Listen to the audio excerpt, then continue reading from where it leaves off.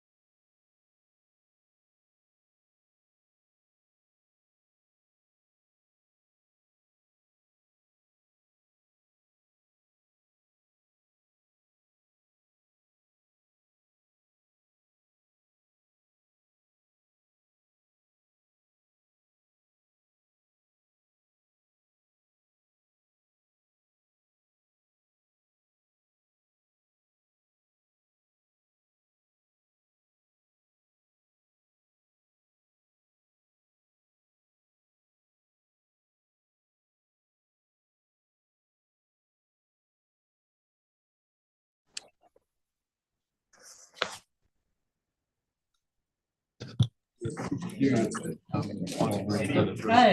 order everyone, please. We're just getting underway and we are now currently live streaming. So I am officially opening today's council meeting. If we can just have a little bit of quiet, that would be fantastic. And we will begin that with a karakia. Tuia ki runga, tuia ki raro, tuia ki waho, tuia ki roto, tuia ki te here tangata, ka rongo te pō, ka rongo te au, aumie, huie, taiki. Okay, well, welcome along everyone today to council and to anyone that is watching on YouTube. We are live streaming. We also have Councillor Malcolm online, I see. We hopefully have Councillor Laws in a moment as well. So yeah, welcome as well to everyone that's joined us today in the public gallery. We've got an exciting day today and that we've got a number of diverse presentations, starting with public forum and then through to the Rescue Helicopter Trust. And then we've also got Andrew Douglas, our Independent Chair of Audit and Risk, here today as well. So first of all, are there any apologies? I haven't received any. No, okay then. We will kick off then straight into public forum. Before we do that though, I'd just like to move from the chair. I've had a request from the forestry delegate group that they have a number of people that they're representing and more than one delegate here today. They would like to consider 10 minutes. And I believe that's fair. We have enough time today in public forum. So I'd be happy to move that they have 10 minutes today and everyone else is having 5 today. Do I have a seconder? Yep. Okay then, all in favour? Aye. Against? Carried. Thank you. So first up was going to be forestry. They're still waiting, I think, for their person. So we might go to Joanna Perry. Have we got Joanna Perry? No. Okay. We will go to Pierre.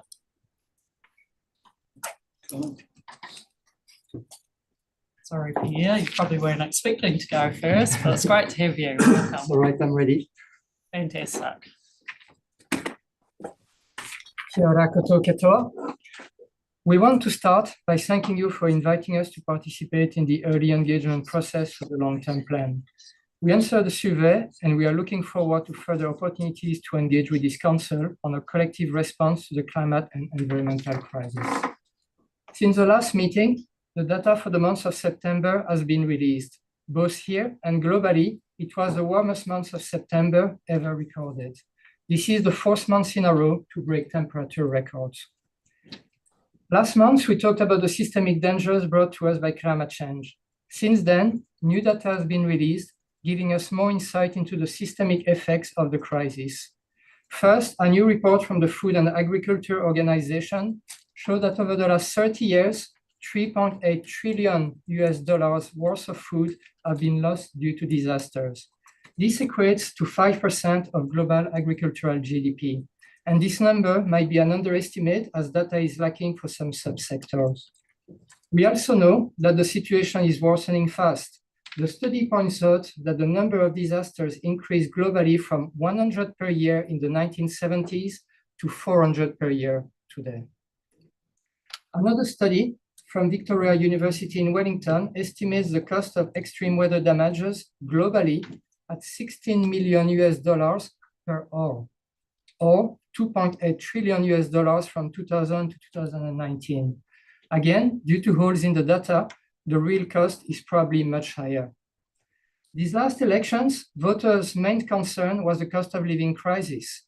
Well, these reports show that the cost of living crisis is not something that will improve if we don't urgently address the climate collapse. The last major report published this month that we will mention today is the State of Global Water Resources 2022 from the World Meteorological Organization. Again, the findings are pretty dire. The state of the global hydrological cycle is changing rapidly. Our water levels in rivers, reservoirs, and in soils tend more and more towards the extremes of either too much or not enough. We need water for drinking, of course, but most of our used fresh water goes to agriculture, with another large part being needed by the industry. Our water problems influence both our capacity to adapt to climate change and our capacity to mitigate climate change. Living ecosystems are large carbon sinks, and they need water to survive.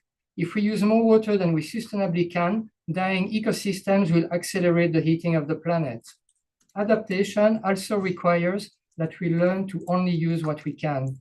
If we keep this race to the bottom, where we just keep pumping water as if it were an infinite resource, we will end up in a similar situation as Holland. Holland has broken its nitrogen cycle due to intensive agriculture and other industrial pollution. Now its soils and waterways are dying and its air is polluted. For decades, they were aware of the problem and kicked the can down the road. Now the Dutch government wants to halve the number of livestock by 2030. They don't have a choice, but of course it is hard on farmers. Had they imposed sustainable levels of nitrogen 20 years ago, it would have been way easier for everyone. Had they done it 40 years ago, it would have been even easier. This is a similar issue to the Manuel-Ekia river flow. Had this council protected the flow of the river decades ago, we wouldn't have today farmers depending on unsustainable levels of irrigation. And waiting another 6 years before starting to reduce the intake will just make it worse for everyone in the future. Here is a quote from Stefan Uhlenbrook, Director of the Water and Cryosphere Department at the WMO during the recent press conference. We need to manage the demand. Using 90% of water withdrawn for agriculture in largely inefficient irrigation systems is not the way forward. So we need to think about more efficient irrigation technology. We need to think about only irrigate when necessary. Think about which crop to produce, where. For instance, very thirsty, very water-intensive crops, to grow them in the middle of the desert is maybe economically still viable, but environmentally not sustainable anymore. We need to reconsider which crop, when, and with which irrigation technology are produced. Here in Otago, we need to accelerate the regeneration of the Manuel-Ekia, because the longer we take, the harder it will be for everyone. And because this is a template for everything else we must do in all of the sectors of our society to solve the climate and environmental crisis. Thank you. Thank you, Pierre. Are there any questions? No. Okay, we have a couple of speakers today with topics relevant to consultation as well on our land and water plan, and just encourage everyone in Otago to get involved in giving us feedback as well. Thank you. Thanks, Pierre. Thank you. Appreciate it. Thanks, English as well. Oh, okay, thank you. Just an update on Joanna Perry, who is Community Development Coordinator for Upper Clutha, regarding our Upper Clutha Community Shuttle Trial. Was on our agenda for public forum, but that's going to go to Public and Active Transport Committee instead. So that's what's happening there. Next then we'll go back to forestry. You're ready to go? Fantastic. If you'd like to come forward.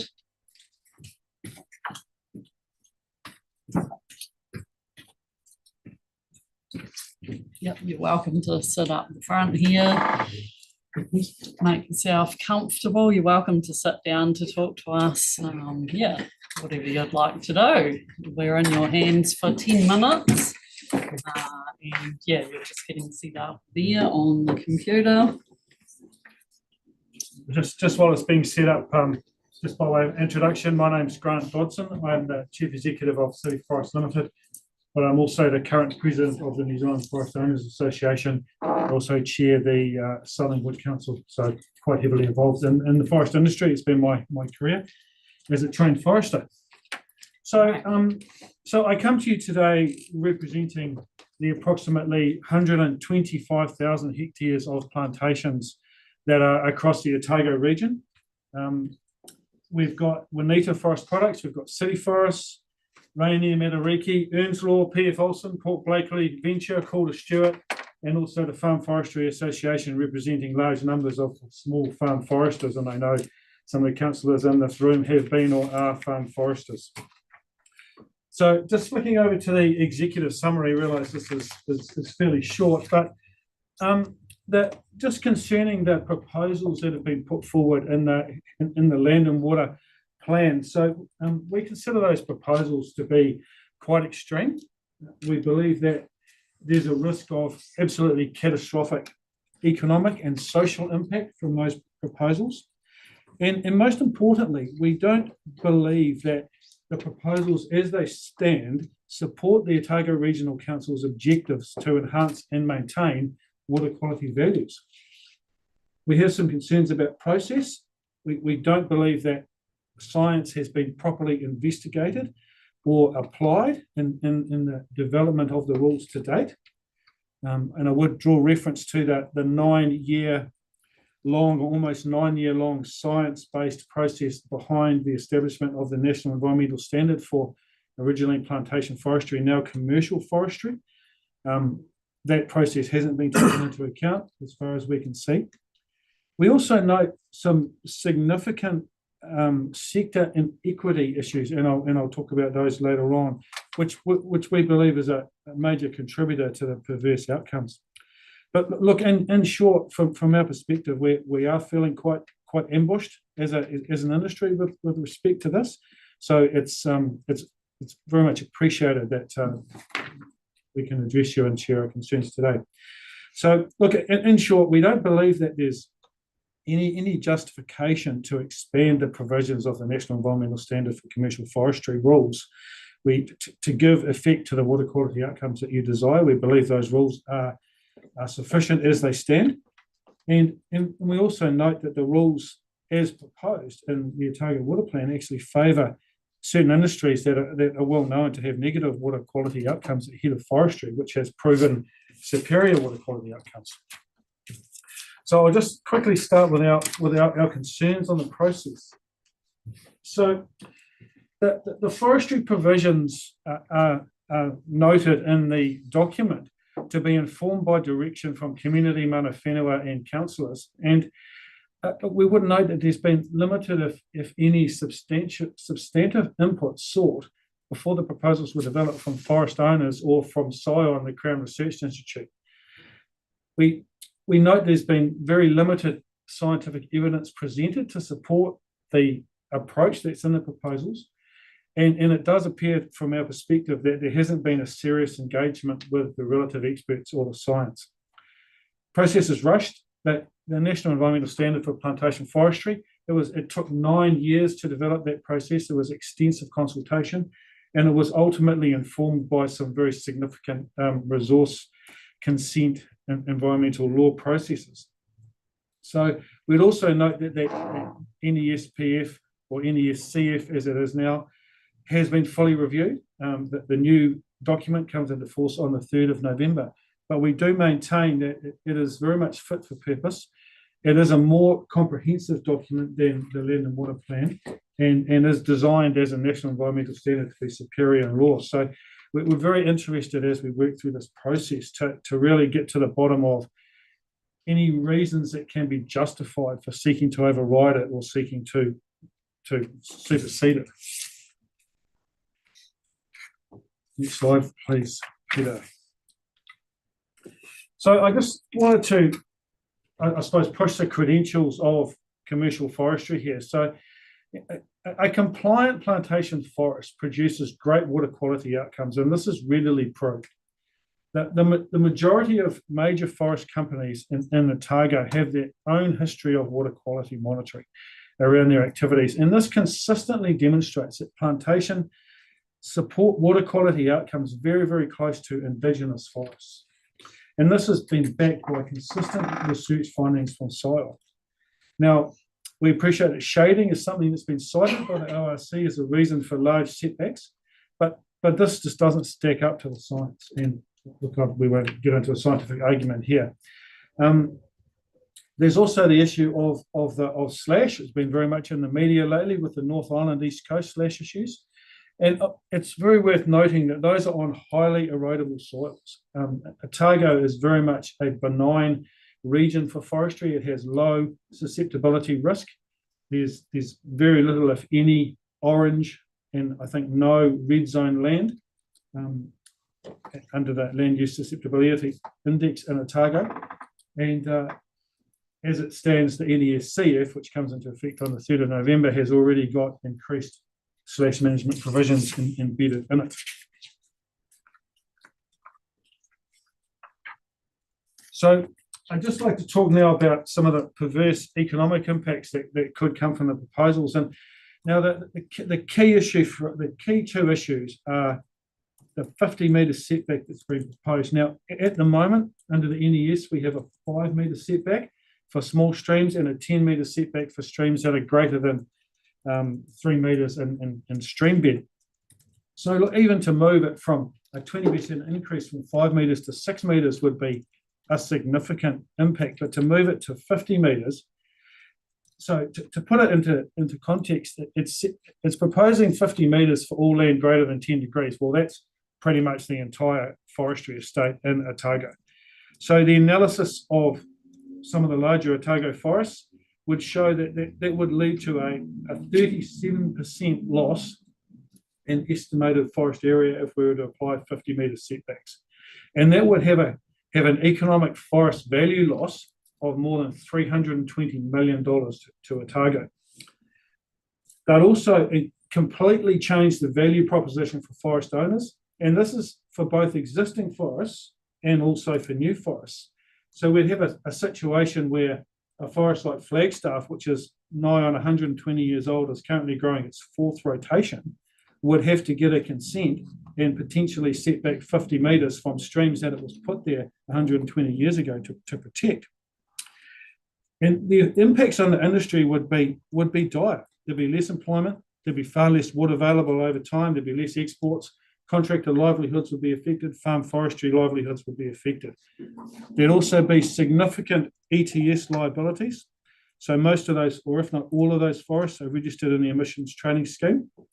And we estimate that those liabilities themselves under the current carbon price could top $980 million just for the Otago region. The actual, I suppose, value of the forest crop in Otago is estimated around that, probably over $1.1 billion. That's 125,000 hectares times roughly $10,000 a hectare. These proposals, as they've put in place, are putting the forest industry in a very difficult situation, because as governors and managers of it, we're charged with taking all practical steps to represent their interests. And when you're looking at significant losses like that, it forces us into a situation where we have to follow through these processes and make sure that they don't come to pass by whatever means we can. And I'd suggest to the council that we'd much rather have a more collaborative way of setting good environmental law than an adversarial way. And going back to some of those setbacks, I just sort of demonstrate on this next slide. So this is City Forest, Waipori Forest, which is around Lake Mahanarangi. So if we were to apply 50 metres, it's all over 10 degrees slope. If we were to apply setbacks of 50 metres, we would lose 49% of the productive area of that forest. So there would be 17 million just for that relatively small forest in crop value, and over 76 million in ETS liabilities. If you put that across the entire city forest estate, the 50-metre setbacks would cost us 34% of our forest area. That's over 1/3 of the company, and nearly $200 million in ETS liability. Yep. Okay. So the proposals, we believe, would create a largely pointless consenting regime. And I suppose that the key point here is that consenting puts the business continuity for some 37% of that $1.1 billion asset collectively at risk, because it puts the business continuity of that in the hands of the ORC, who we don't believe would necessarily have the skill level or the resources to do that. We also believe there'd be some, just looking on to the next slide, some pretty perverse environmental impacts. There's lots of rare, threatened, endangered species in our forest. There's falcons, there's huge reserve areas, there's galaxids, there's a lot of native bats and lizards and other things around the place. These are all supported by Indigenous forests, and we've got population data and all that to support it. I might just skip that next slide, Peter, I think. Yep.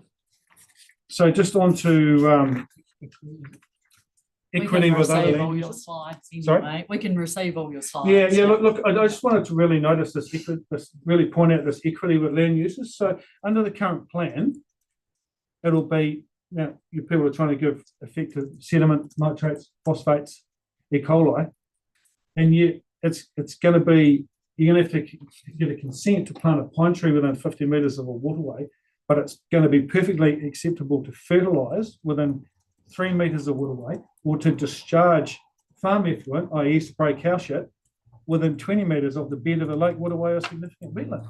Now, how is that equitable, and how is that giving effect to the water values that you're attempting to do? Because that's what's in the current plan. And we just have a lot of trouble with that as land managers who actually care about water quality. Thank you. You just round off.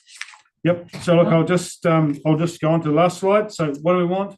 We'd like a recognition of a well-established environmental credentials of plantation forestry, please. We'd like to retain our permitted activity status. We don't believe there's a case for additional consenting. We strongly believe that the NESPF, or CF as it's called now, with a small degree of ORC additional stringency which exists today, is perfectly fit for purpose to deliver the water quality outcomes you're chasing. And so we don't want any movement in that, and we certainly would like full sector equity. If you're going to make changes to us, you need to do the same to farming, the same to industry, the same to everybody else. And ultimately, we want to retain our good environmental performance, but we want to retain our jobs and our contribution to the environment and to society and the economy. Well done. Thank you. Okay, any questions? Okay. Councillor Excellent. Fan base over Wilson. there, thank you. Thank you. We don't need to get And clappers for anything we say. Brian, thank you. You say in there something about comparing the farms. Farms are also going to be required under the government legislation to do farm plans, and something in between and a different pathway provided for by government. Are you suggesting in that process that may be? I mean, would that be something you would consider, that would nuance, that we can have, or council can have a nuanced way of treating some of the risk situations? We already have forest plans, but Peter can answer that one. Yeah, sorry. So Peter Oliver, I'm General Manager of Forest Assets, City Forest. So under the NESCF, the new regulations which come into force on the 3rd, there is a new requirement to produce management plans. It's a higher standard than was under the NESPF, and those have to be notified for all operations to council. So that effectively that process will be part of the new national standard. Yeah. Are they certified and audited?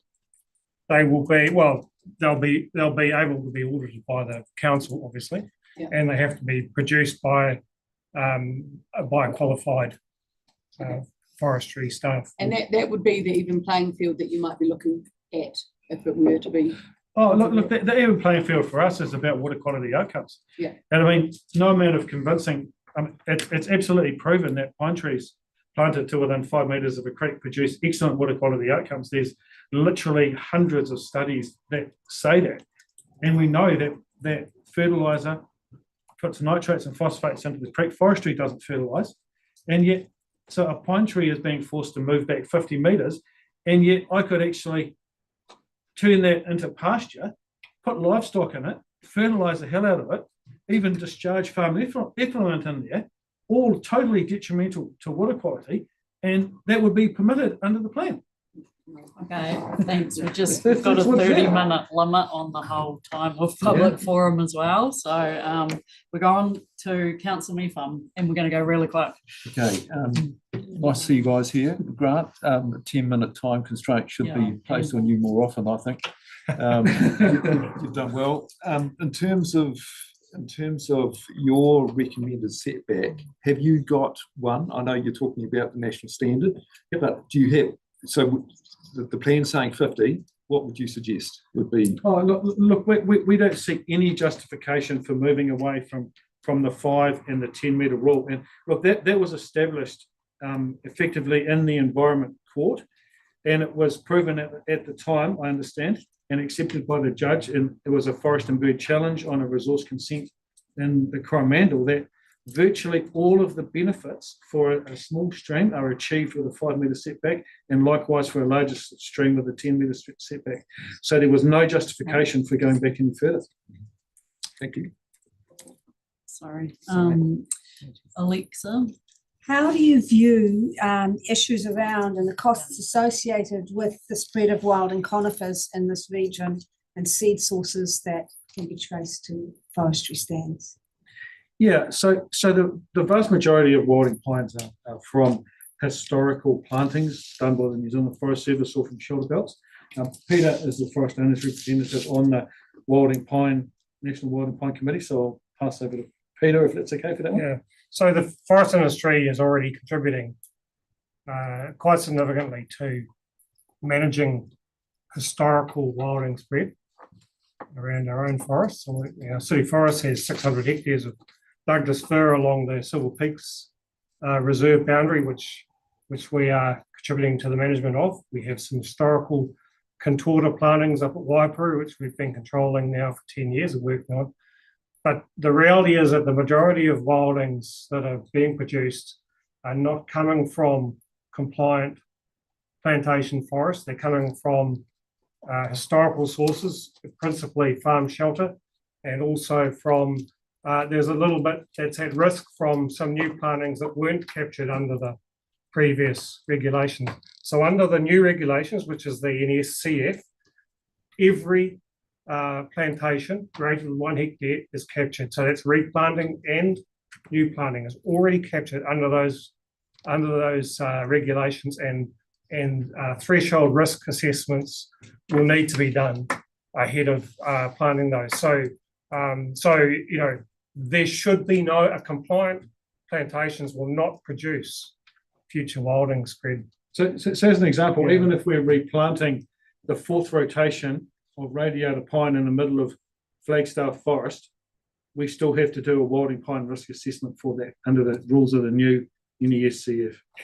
I'll leave that there Yeah, because of it. But this is one other thing. One, but yeah. Yeah, there's more that can go into that. But water quality might not be an issue. But what about water quantity? The thirst of pines compared to, say, snow tussocks. Yep. So 2 comments there. Firstly, the Canterbury Regional Council has been reviewing some of this, and I understand recently accepted that a forest, a catchment can have up to 20% afforestation, and that without any noticeable impact on water quantity. I draw your attention to the Glendhu Paired Catchment Study, which is a study the council has been involved in. So what's happened there is that you'll see over time, and it's been going for decades, that the water quality from the tussock catchment quantity from the tussock catchment is trending the same or towards the same point as the forested catchment, and that's because it's regenerating in Manuka. And the slide that I actually skipped over was covering that particular point. I'd also point out, which I think is very important, is that these catchments were all originally forested in pre-human times. Now we know there's lots of fire, there's lots of conversion to agriculture, but these catchments had shaded streams. They had native forest, which produces identical quantities and qualities of water. So putting forestry back puts it back to the way it was pre-human. And I think it's very important for the council to consider what is being used for, because if a catchment is over allocated for irrigation, well, it's well proven that irrigation can lead to negative water quality outcomes in downstream catchments. And if forestry is being prevented from being established in upstream catchments to facilitate more irrigation and downstream catchments, then that goes against the intent of the plan. Thanks. We're going to go with one more question because Michael Laws has had his hand up the whole time. I've seen several other hands up, but yeah, we're not going to have time, I'm sorry. So Councillor Laws. Yeah. Yep, I'm here. Thank you. Thank you very much, Chair Gretchen. So this is a fairly dramatic presentation. Can I just make sure that I've got this absolutely right so that I haven't misunderstood? You're saying that the Otago Regional Council's intended plan goes much further than the national standards imposed from central government, that if they were imposed in their current form, would lead to over a third of all forests, plantation forests in Otago region being lost, and up to 50%, you given the example of Waipori, and a total loss of potentially, if you include the carbon credits as well, $1 billion to the Otago economy. Have I got that right? Yes, you have, because it applies to existing forests. So normally a resource consent applies to the permission to undertake a new activity and to manage the effects of that. The proposal as it stands requires us to get consents and to put effectively the decision making and the future of our assets in the hands of council consenting for all of our existing estate. And there is no guarantee of continuity in that process. Thank you. We're going to cut it off there, but we do want to thank you for coming along and sharing so much detail. The same with everyone else who's coming, and we've got one more yet to go. And yeah, as I said before, really encourage people to go online, provide as much detail as they can into that process. We're genuinely seeking feedback at the moment and appreciate you coming. Thank you. Thank you very much. We look forward to engaging. Thank you. Right, so I think Nicola Campbell, divesting fossil fuels, but possibly other representatives as well. Do you need to extend that? We might just do that. We'll just move to extend public forum for the duration of this presentation, which is 5 minutes, and then a couple of minutes of questions. Somebody here to second that? Councillor Forbes, all in favour? Aye, against, carried. Okay, we're in your hands. Tēnā koutou, I'm Nicola. No, madam. And we're here on behalf of 350 Aotearoa. We acknowledge Kaitahu, Kati Mamoi, and Waitaha as mana whenua. 350 Aotearoa is part of an international million-strong climate movement, and our vision here is for a low-emissions Otago where we can all breathe clean air, have good, clean jobs, and take climate change seriously. In 2014, the Dunedin City Council became the first council in New Zealand to dump its fossil fuel investments, and since then, many other councils have joined them, but the ORC is yet to follow suit. We know that fossil fuel companies are spending millions fighting climate legislation, and their plans are incompatible with a 1.5 degree world. They're currently celebrating massive profits drawn from our pockets. When institutions such as the ORC divest from fossil fuels, a clear moral and economic barrier is presented to these climate-killing fossil fuel companies. Globally, divestment campaigns have shifted $40.5 trillion away from the fossil fuel industry. Shell themselves have identified the divestment movement as a material risk to its operations. Many of New Zealand's major banks are also divesting from fossil fuels. If it's wrong to wreck the planet, then it's wrong to profit from that wreckage. A failure to divest would directly challenge ORC's own climate credibility. As ORC staff have outlined, excluding fossil fuels would exclude just 7% of eligible companies. Therefore, we urge you to follow the recommendation of the Audit and Risk Committee and exclude both common and additional exclusions. We urge the ORC to also divest from weapons and other asset classes such as tobacco and alcohol. In the months to come, we urge the ORC to go further and look at prioritizing ethical investment options. Yeah, it's fantastic that the Audit and Risk Committee unanimously recommended divestment after I think the first public submissions in the committee's history. So sorry for any repetition here. But for completeness, we wanted to address 2 points that have been used in the past against divestment. Firstly, a risk of lower returns and higher volatility.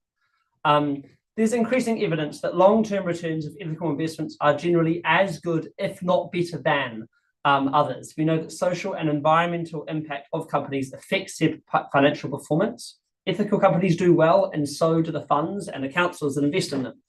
For example, we've seen with the Pathfinder Ethical Growth Fund, which is by far the strictest adherent to ethical investment in this country, is a whopping 6.8% ahead of the growth KiwiSaver category average for that period, achieving a whopping 18.6% returns per annum.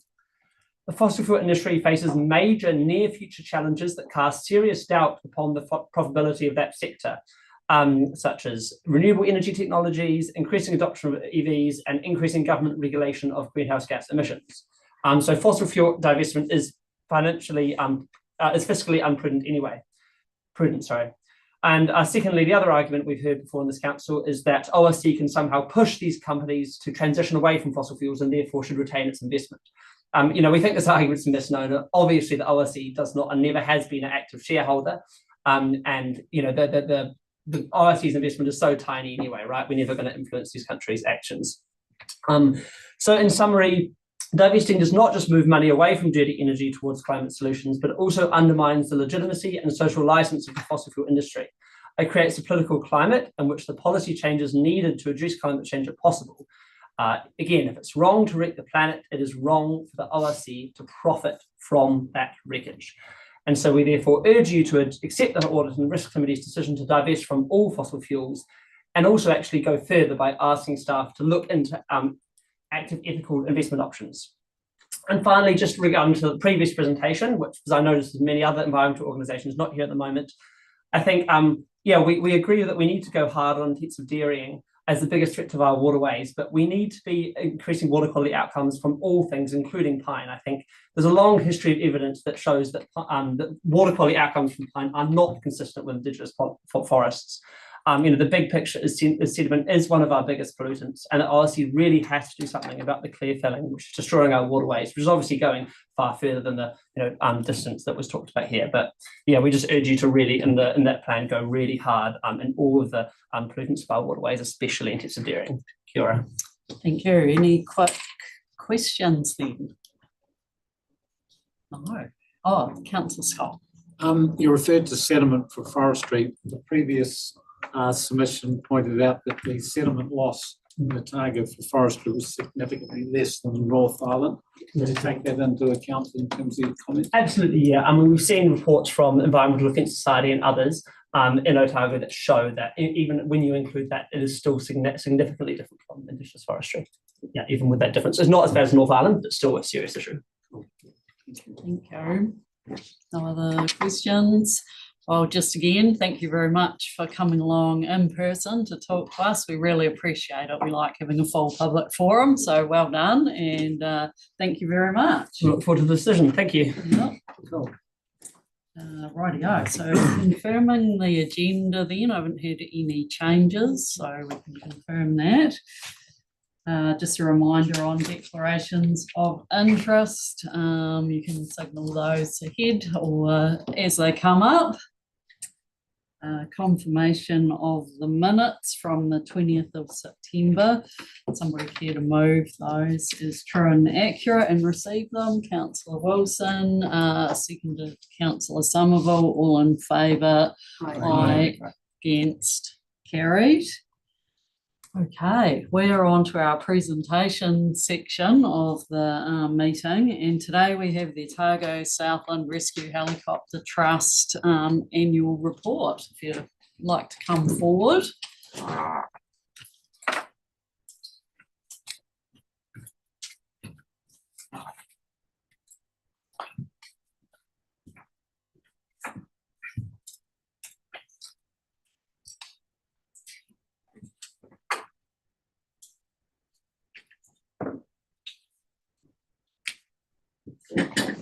Yep. Set up. Welcome along. Fantastic to see the trust again. And I think I was just having a quick talk this morning to Stephen here, but fantastic to have Graham and Vivian as well. And I think, is it our first presentation for this council for the triennium? Yeah. Yes, it will Yeah. be. Thank you for the warm welcome, Madam Chair. Yeah. Yes, I think we reported in September last year, just before the end of the triennium. So, yeah, thank you for the warm welcome, and good afternoon, councillors, good afternoon, staff and members of the public. So just acknowledging there's some councillors that will be hearing our report for the first time, and we're very welcome to have questions and get into some discussion. We've got a short presentation for you, nine slides, and so we'll flick through them, and happy to. It's outside my pay scale. Oh, is it you? Sorry. You don't do that in the helicopter. So with me today is Vivian Seaton, our manager for the Rescue Helicopter Trust, who does all day-to-day activities for us, and Graham Gale, owner-operator of Otago. And I'm one of the Otago Southland Rescue Helicopter trustees. Our apologies from Martin Dippy, our chair, who's unable to be here today. I don't think there's anything else. We'll just flick through. Are we able to get that up on the full screen, or can we? Yep. That's it. Brilliant. Thank you. So this is our annual report. This is the one one meeting where we present publicly our annual report, and from the Otago Southland Rescue Helicopter Trust for the 2023 year, where our financial year is June to June. Righto. It's above my pay scale. Whoops.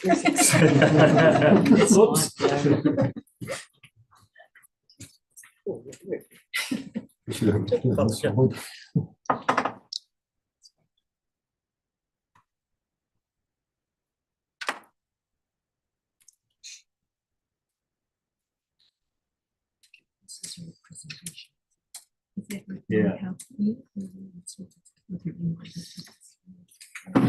So we'll just have a wee tweak with the technology. We've had the trust has had a pretty good year from a financial perspective. We'll see the data up shortly, and hopefully you'll get a copy of our annual report.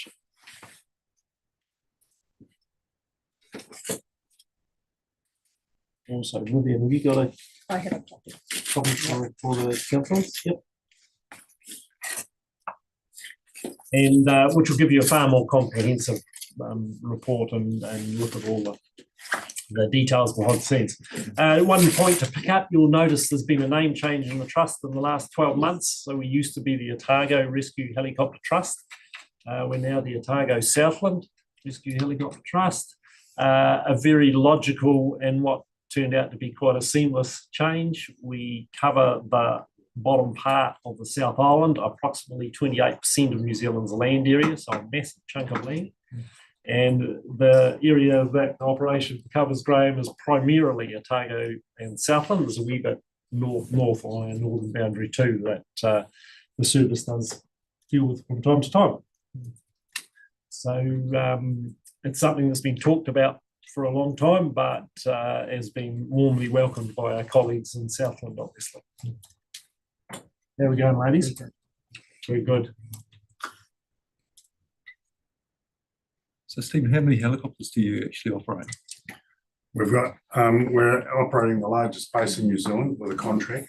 We're the only base in New Zealand that was asked to put on 3 fully dedicated machines, and that's out of Torrey here, plus 2 in Queenstown. So we increased by 1 over in Queenstown. We've got approximately 30 odd medics that work for us. We're no longer having medics from St. John. We had to set up our own ambulance service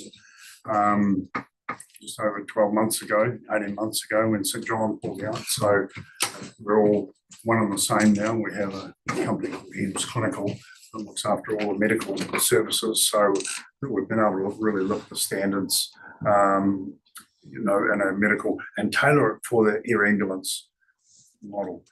St. John's are very close. We're joined at the hip. We see them on every job pretty much. So they're very good colleagues and very good friends of ours, and all their staff come from there. So they are, we are operating the busiest space in New Zealand out of Torre here. So that's 5 dedicated with there's others available and backup when needed. Righto, here's some key statistics for the financial year with comparative to the year before.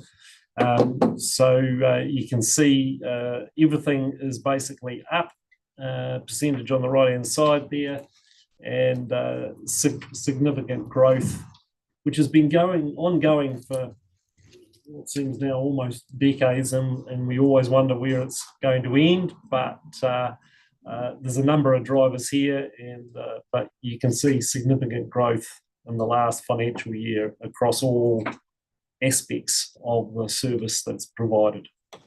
You may wonder why there's a difference in admissions and patients, and that's because of we get responded on a rapid dispatch. So the contact centre in Auckland on one system, they'll name that when they need a response to a particular accident, and we may get stood down or we may get there and we're not required and we come back. That's why there's discrepancy in that area.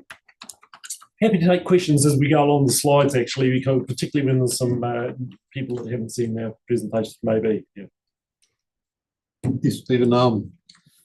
There's been like big uplift of numbers there. Is that partly due to bringing Southland in? Was that no? Southland's always been covered by the service. Oh, okay. It's just from the trust naming perspective. Yeah. Thank you. Yeah. Graham, is there anything just to add some context to those? I think we've seen growth, and it happened really back in 2004, 2005 when we put MVG goggles in, and over the last few years as we've been developing, putting in IFR routes, highways in the sky, and we've got a network now right across the lower part of the South Island here, and that's enabled us to fly IFR. VFR is visually looking outside. IFR is when you've got a dirty, horrible night and you can't see, you're solely on instruments. And that's made a massive difference. And in fact, some months, probably 20, 22, 25%, even to 30% extra flying that we're doing that we could not have done before. We would have turned those jobs down. It's significant, the investment that's gone in. It's paying off now because of what we're doing. So it's improvements in technology. Improvements in technology and capabilities. Yeah. Gary, did you have something? Yes. So when you get that level of uplift, how does that fit with the capacity that you have? That because year by year you've shown us numbers that are uplift. So yeah, it's a good question, and it's a challenge to keep up with it, to actually keep far enough ahead, that we don't get snookered on the capacity. And we actually had a challenge. Rectified at the start of this year with putting a second machine into Queenstown, because the capacity was getting such in Queenstown, we couldn't actually do it with one helicopter. So that's a challenge to sell that to the government. The data speaks for itself. We've got the numbers, we've got the flight hours, and it's unheard of to have an EMS machine doing over 1,000 hours a year. The one that's just flown over here a few minutes ago, in the last 12 months, has been 1,400 hours. That is unheard of. That is the highest flown helicopter in the world that's happening here in Mosgiel. It's unbelievable, but it's because we've got late technology, better, less frequent maintenance checks, because all the new aircraft, the maintenance checks are pulled out. So it's looking at that technology to be able to expand it, instead of having a check every 50 hours, we've got it every 400 hours, which, that would equate to 8 checks. So to keep them in the air, and but we've got capacity within our system at the moment. Not a lot, but we have got the capacity. Runs tight at times. Thanks. So the key statistic is the one at the bottom there of 1,800 patients. So that's 5 people a day that have had a better health outcome as a result of the service. Yep, next slide. So key financial data for the trust. You'll see total revenues up a smidgen, 150,000, expenses down a smidgen, surplus 465 before bequests, and then the total comprehensive significantly up. The difference between the 465 and the 972 is about $500,000 of bequests that we have received during the year. So we've had a very good year. The expenses down a little bit relate to the previous year. We'd had quite a bit of money put into IFR route development and a bit of timing, Vivian. And there have still been IFR route development in that financial year as well, but not as significant as the prior year, where I think there was also a big round of equipment upgrade. So 2023 financial year has been a pretty healthy year, very generous. We'll come to that in a minute. Very generous support from our community, including ORC. So significant donations, ORC at the top there. We've had a very good and growing relationship with our colleagues in Southland and Otago Licensing Trust, been extremely supportive. You'll see in the full copy of the annual report, when you have a look at that a wide band of community groups and individuals have supported the trust on an ongoing basis, and certainly in the last year. And as I mentioned earlier, there appears to be a growing support coming from bequests from the states, essentially. Question? Oh, sorry, yes, Gary. So across your, I guess, your revenue, what percentage of it can you rely on, or you know that is embedded, that you can rely on year by year, versus what you have to go seeking or hope will receive under bequests? Or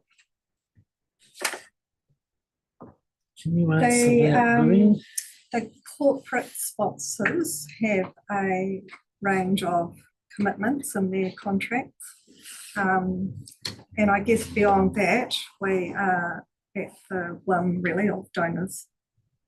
So very grateful that a lot of community groups and organisations maintain the donations year on year. so of those big principal sponsors, including us, you would safely be able to rely on that into the future.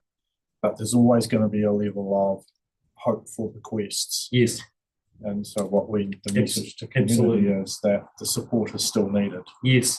So some key sponsors, and we'll come to this current slide in a minute and give some context around that, and ORC underpin it. And then there's a lot of other community money flows in, obviously, but I think your point is you can't necessarily rely on that. That's absolutely true. And certainly, so the trust does have reserves. Bequests, for example, go into reserves. And reserves have grown in the last 12 months. When you look at, so they're there for one-offs or occasions where the community can't support the trust, for example. So we're talking a bit over $4 million now in reserve. When you look at the scale of the operation, if other funders weren't able to contribute, that would keep you going for a month or two or three, but it's not big on the scale of the operation of these days. So yeah, we're managing both those things with a wee bit of money in the cupboard, and keeping in touch with our community groups, and who the rural community are extremely generous. Absolutely, and through COVID, pivoted, if that's that word again, but pivoted their activities in order to continue support during that time. So we are very grateful through those challenges and subsequent economic challenges that the support's been maintained.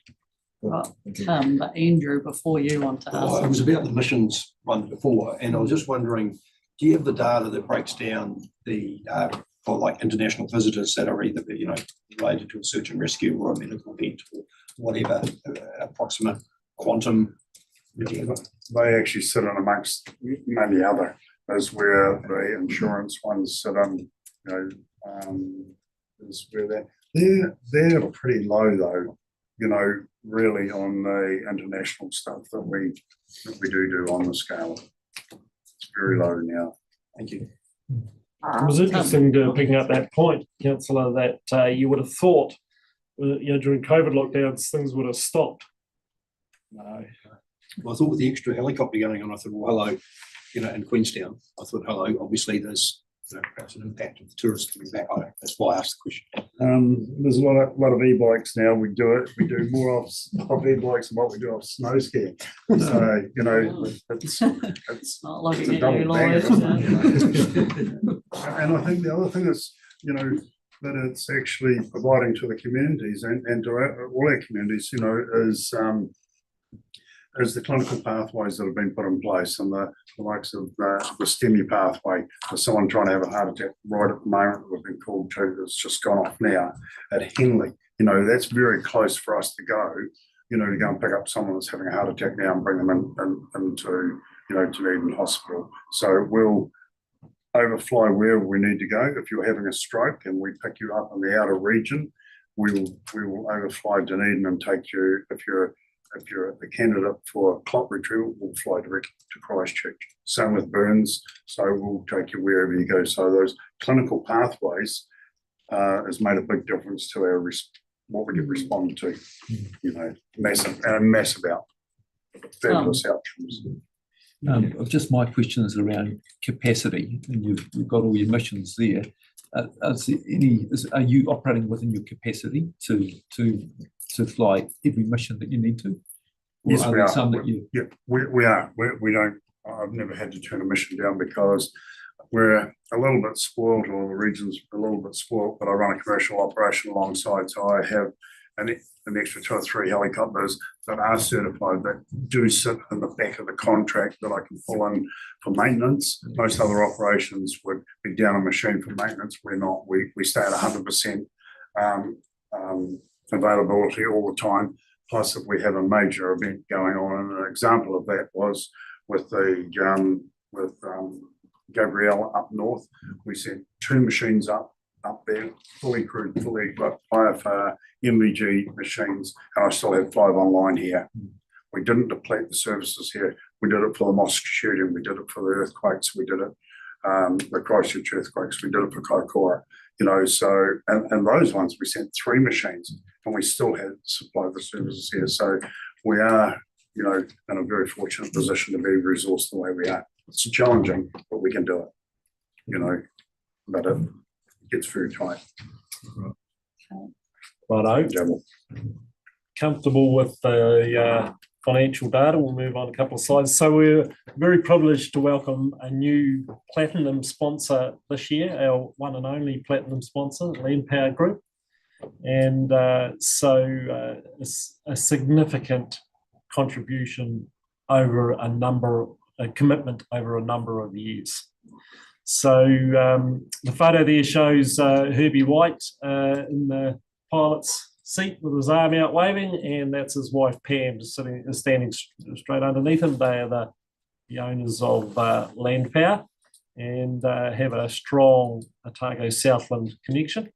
So as I say, we're just absolutely chuffed to welcome a family-owned sponsor, which aligns just nicely with the family-owned business, Heli Otago, and so yeah, it's been great to get to know them and welcome them on board. So for the new councillors in particular, we have various levels of sponsorship. Bronze is 10,000 or above, silver 25 and above, gold 100 or above, and then the platinum sits substantially above that. Their sponsors as against ORC, who is a donor. All right, no questions? Move on. Oh, we've adopted the strap line powered by Land Power. Pretty good one to keep the key sponsor happy. The new contract in place from 1st of November last year it has a 4-year term with a right of renewal. And the trust as co-funders with the Crown have agreed to increase our funding And so that increase has been shared between ourselves and LDART, who are the Lakes District Air Rescue Trust based out of Queenstown. So we're contributing 800,000 and LDART 400. And then there's other requests that for equipment mainly, but anything that the operator needs that's not covered by the contract, we're happy to receive those requests and work through a process to hopefully tick them off. Graham, anything you want to add there from a contractual perspective? No, I think the contracting for the investment and the capital in the aircraft, as we've moved into newer aircraft, the term is far too short. It's unrealistic term. We've already got placement of orders for new machines coming in right out to 2025. It just doesn't make good business sense, but we've got to do it. Otherwise, it'd be too late, because if I order a machine today, today's 24 months. By Christmas, they reckon it'll be out to 30 months delivery. Hence why we've got them, staggered to come in to put online. No questions. So with that, then you have to take a huge level of risk on yourself. You will have to meet those commitments of those machines, whether or not you win that contract back in 4 years' time. Correct. The only thing that I've got in my favour is they're the most sought after machine in the world, and because you've got a slot or an aircraft with a registration, with a serial number, I should say, it is saleable anywhere in the world. But it's a financial risk that myself and my wife take on. If we don't do it, we will not have new aircraft, and we will not have the capacity and be able to do what we're doing today. That's a fact. We've just got to plan that far out. But I think, given the next commitment from the contract, we will see that term be extended, because we're hoping. Well, fingers crossed. Yeah. Now, part of the development and advances in technology that has occurred over recent years has been putting in place IFR routes. We've already touched on them a little bit. This is the map that shows where they go. Graham, you want to give us an oversight on what it actually means for the service and in particular the patients? Yeah, well, what I've done, I've actually put on a network of IFR routes that allow us to fly in the cloud, sole means of reference to the instruments in the aircraft, the navigational gear in the aircraft, and like you can see, it comes down from Christchurch. It actually goes all the way to Kaikoura at the moment, but we've gone from Timaru down this way, is what we've put in down here, right to Stewart-Long. So the person in Stewart-Long gets the same care as someone in Dunedin, or access to the helicopter, or in Belclutha, and then we turn off and go up. I've basically put it into every valley system that we service. And so when you go up into the past Belclutha, you go into Belclutha Hospital, carry on further and go right into Tapanui Medical Centre, left into Gore Hospital, onto Lumsden and into Te Anau. That is unheard of on the planet, of what we've done, being able to fly low level in the cloud in the middle of the night. So, it's a super big deal. There's over $1 million for the lines on the board there. Just that alone, and then there's all the training and all that pilots to bring up to speed. It's a big deal. And from a rural region, Otago Southland, it's absolutely fabulous from a patient outcome perspective. They can basically get here in all weather conditions. And in our extensive rural countryside, that means a lot. The only thing that prevents us is fog, and you'll never go on your overseas trip if there's fog at the airport the day you go. We're no different. We have to see to be able to land it, even though the helicopter's got the capability, and icing. It's illegal for us to fly into knowing icing conditions, and that's why this is IFR PBN, Instrument Flight Rules, PBN, performance-based navigation. And what it allows us to do, it allows us to fly narrower and lower lines. That line that goes all the way to Christchurch from Dunedin to Otago was 1,200 foot above the sea. It's when you think you're flying along, half the height or below this height of Saddle Hill, it's low, challenging. so, but what does it bring? Brings care to it, probably between 20 and 30% more patients a year that we couldn't do, but you would have to go by road. Can you give you an indication of what it means from height above the ground? It's just had to be lifted going into Southland because somebody's put some wind turbines in the road. All right, so they were scooting over a hill, but now it's got big turbines rotating. So yeah, righto. Just a quick comment from myself, coming from Tapanui, like a small rural area, it really gives you a sense of security knowing there's a helicopter not far away. So, and the stuff that you're talking about now brings it all into perspective for us. So it's awesome. Thank you. So I'll get Graham in a minute to just explain some of the technology on the stretcher there quickly, but the world-class service, Graham's already referred to that. There's been two things in the last 12 months for us that have been interesting to get some feedback on. One was from our medical director, I think is Marcus Renner's title, and he spent some time offshore, and he works at the hospital. He's a medical man, and so he provides advice to the trust on medical requests we get, and works with HEMS clinical guys, Graham. But he came back from offshore and said, we've got as good a service as what he's seen anywhere in Europe. The other bit that was I found very interesting, which was the launch of the latest helicopter ICU, was a young man from Australia. I think he was an Airbus salesman or something. And we were having a chat about the IFR routes and the technology and the helicopter, etc., etc. And he said, Heli Otago, with a combination of our climate and our terrain and the innovation being driven by the operator, Heli Otago is right at the lead worldwide of using the technology that the helicopter's actually got. Now, it's a bit like your latest model phone, 90% of it we don't even use. These guys, the IFR, the whole package together. So those two people independently back up the world-class service headings on that page.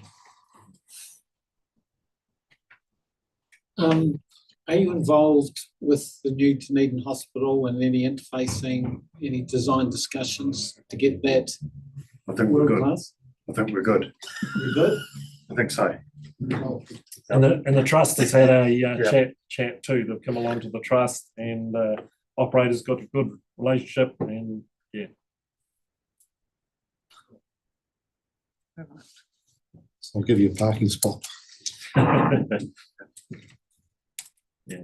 Yeah, no, we have been in discussions right from day one. So I'm pretty comfortable with where it's at for to accept the machines.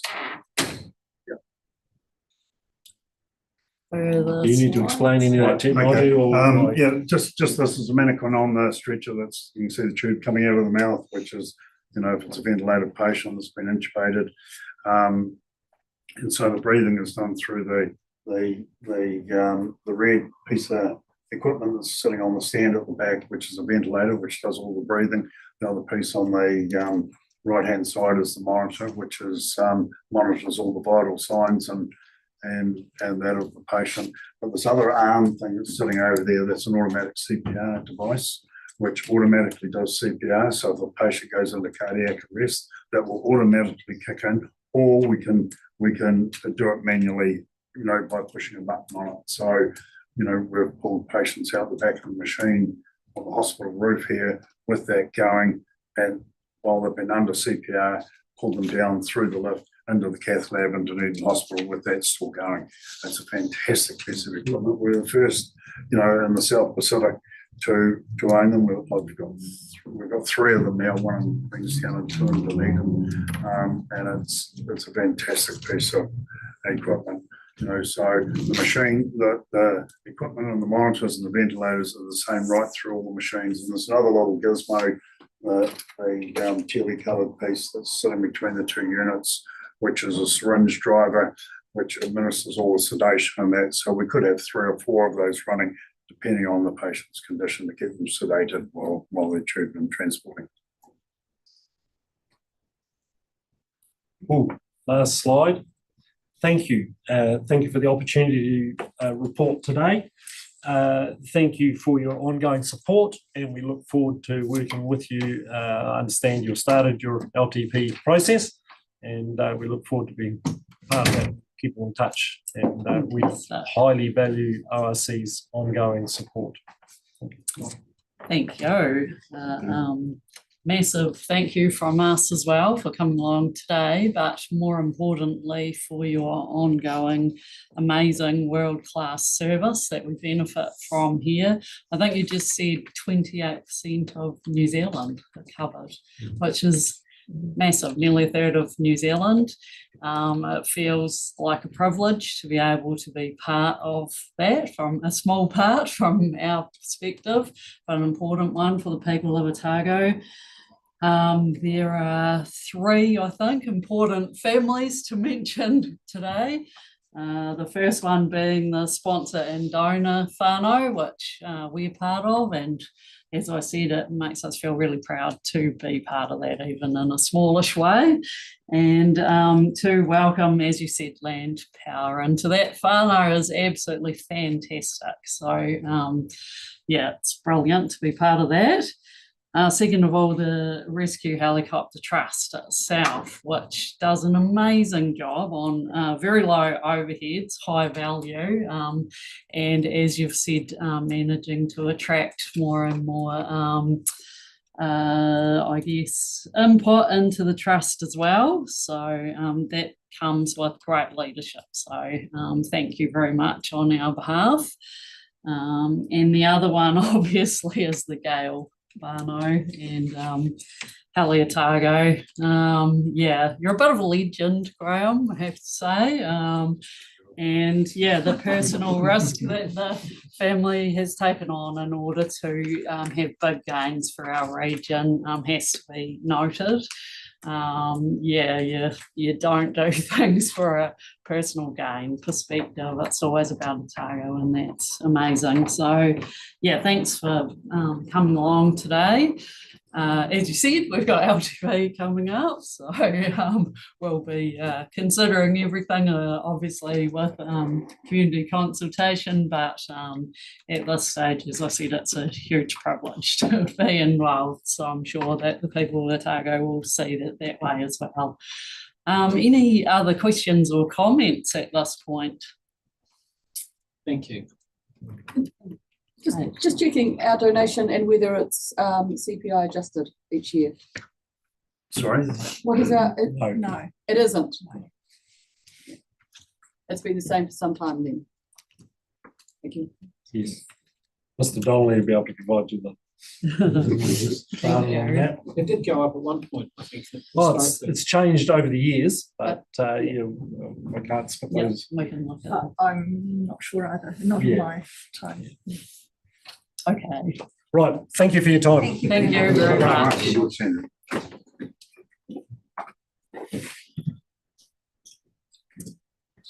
Okay, on to the next part of the day. Where are we at? Actions, I think, first. Yeah, close, but not quite. So yeah, we've got actions there. I don't think there's any outstanding though, so good. Yeah, no, none outstanding at this point. One that's been achieved there. Yeah, no, all good. So don't need to do anything in actions at this point. So on to Chairperson and Chief Executive's reports.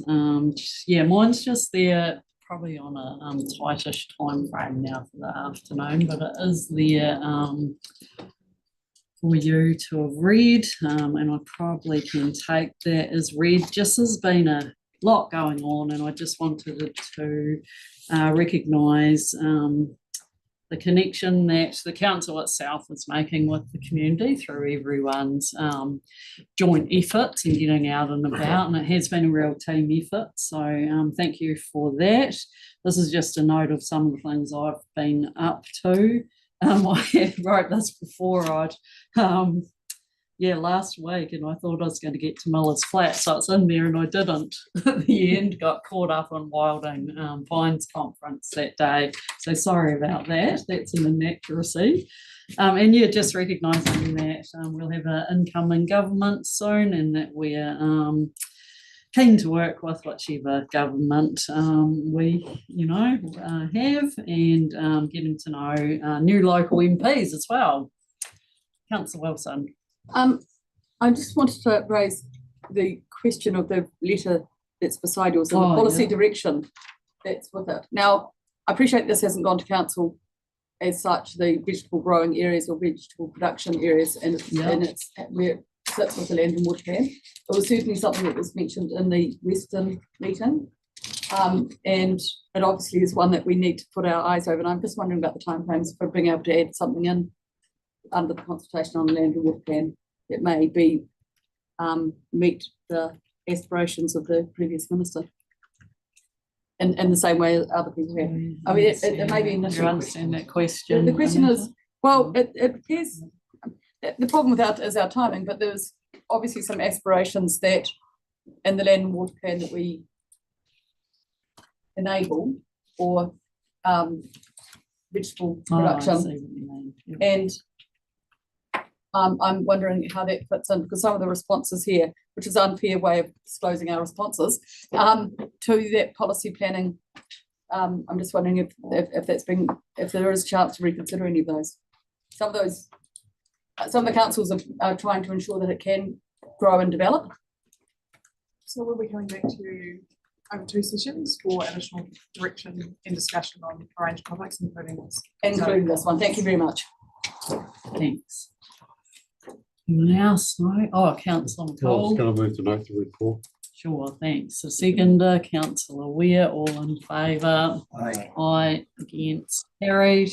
On to the Chief Executive's report, which again can be taken as read. Did you want to note anything?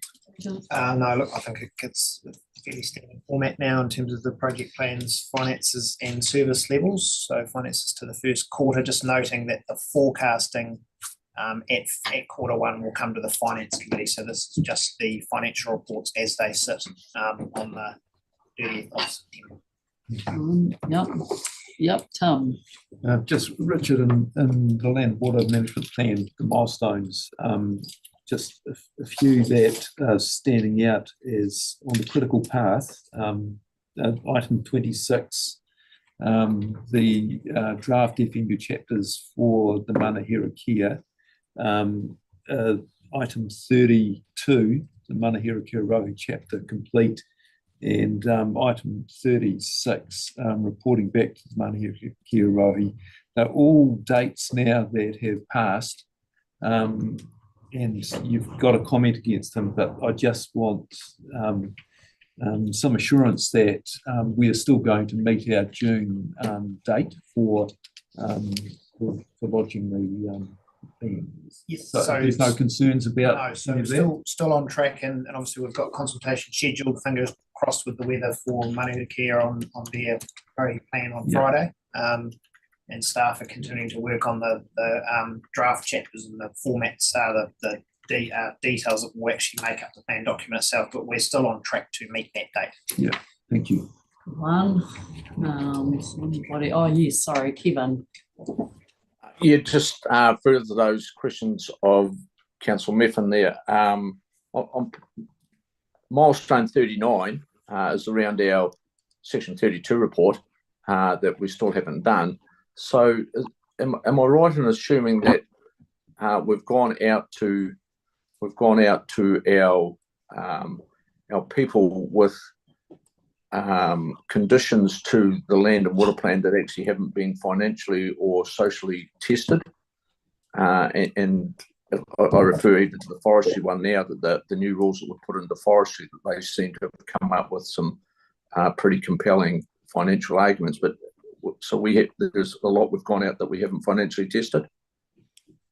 So we haven't done the full section 32, but you'll recall with all of the issues and options papers over the last 18 months, they've all had costs and benefits. So we are aware at a broad scale, but we haven't finalised the section 32. So further to that, Chair, would those are those available for us to look at? Had them before, Councillor Malcolm, you've had all the issues and options papers. No. No, but I'm talking the financial analysis. It's not financial analysis, it's costs. Sorry, I didn't hear that. Doesn't Anita just saying it's not, there is no full financial analysis, it's a cost and benefits assessment. Yeah, those. So that's available, is it? We can resend all of those papers if required, the ones that came to council meetings for noting. Or at my ESP was one of the two. We can resend those. Yeah, I've had those, so it's only the cost of it. Yes, right. Thank you. Right. First one is a pedantic one on that page on 39. Plan authors are collating, I presume, all evidence, and it's not just supporting evidence. We're balancing all evidence, whether it's pro or against. So that's supporting evidence for a section 32. That's the evidence that supports the position for a section 32, which is supporting evidence. But they are collating all evidence. Thank you. Yeah, okay. There may be a pedantic one. And the only other one is, and I'm just understanding, I think it's really important to ask this question in public, otherwise I would have done it by email, is I appreciate that this has been a time-driven process and that we're adding data to the plan process all the time, but there were some matters that iwi were going to, or Manawhina were going to contribute to, and had dates, had holding paragraphs in the online, but I can't find those areas in that data now. I mean, it's been updated, but I can't find references to when it was updated or where, and the space savers have gone. So I'm just wondering, has that information all been put in a way that I can't see it or updated? I don't know the answer to that, but I'll find out. Number 19.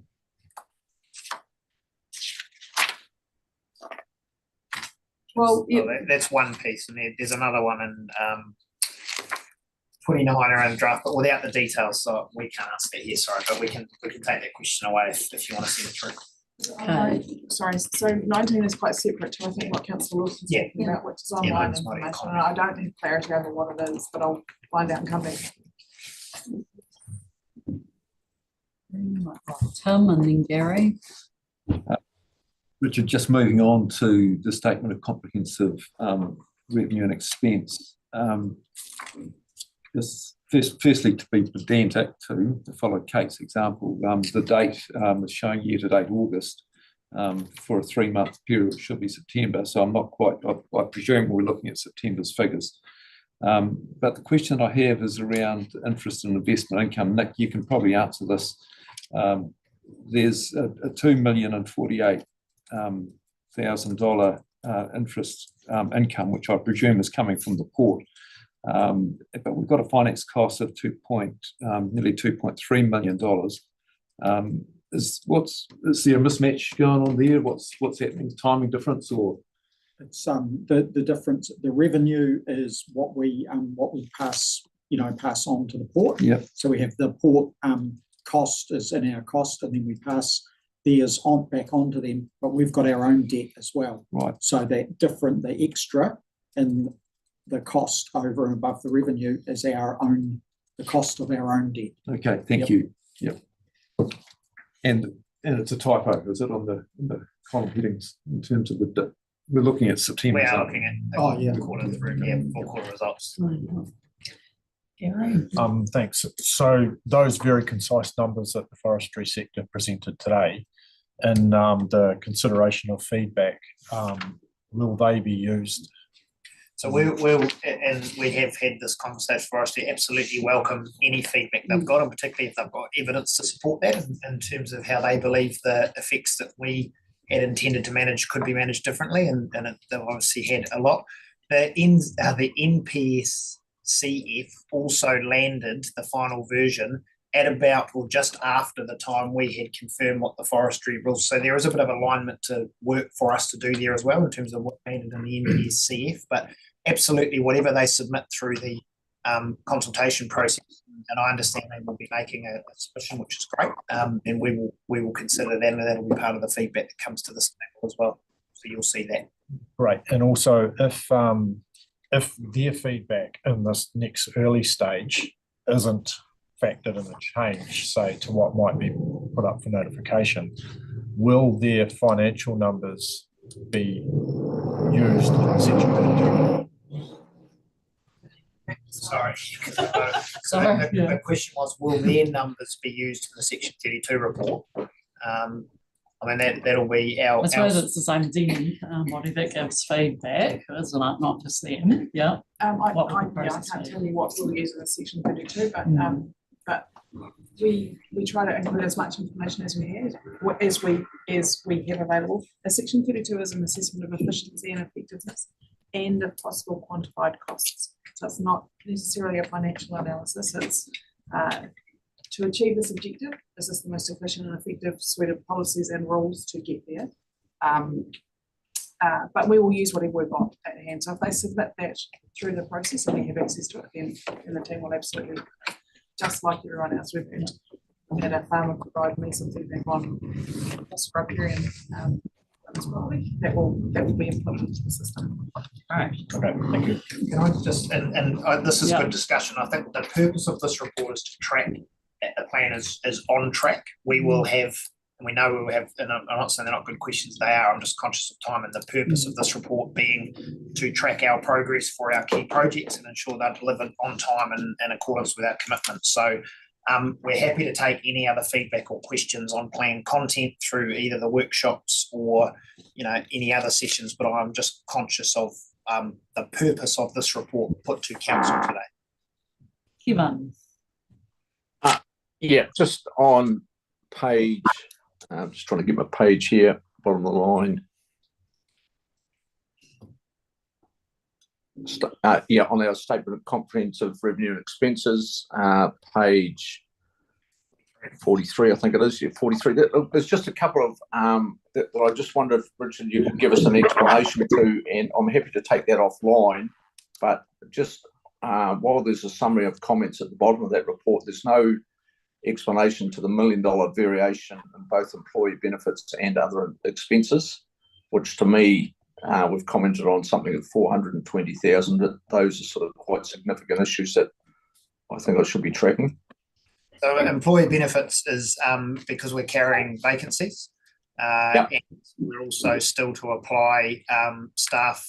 We haven't completed the salary review process this year yet. We're in that process at the moment. So there will be some correction there. But when we get to the Finance Committee report in November, we will be flagging that we are likely to be underspent in our employees' expenses across the year. Again, just through vacancy. Other expenses, Nick will jump if I get that wrong, but that's largely in the PT space in terms of contracts, but also consultant costs are slightly over because they are filling some of those staff vacancies to deliver works for projects such as the land and water plan. Right, so that will appear on a summary on the Finance Committee meeting. Thank you. Thanks, Kevin. Any other questions before we note the report? You're moving that. All right. Anyone want a second noting? Yep. Councillor Mepham seconding. All in favour? Aye. Against? Carried. Okay. 10.1 annual report.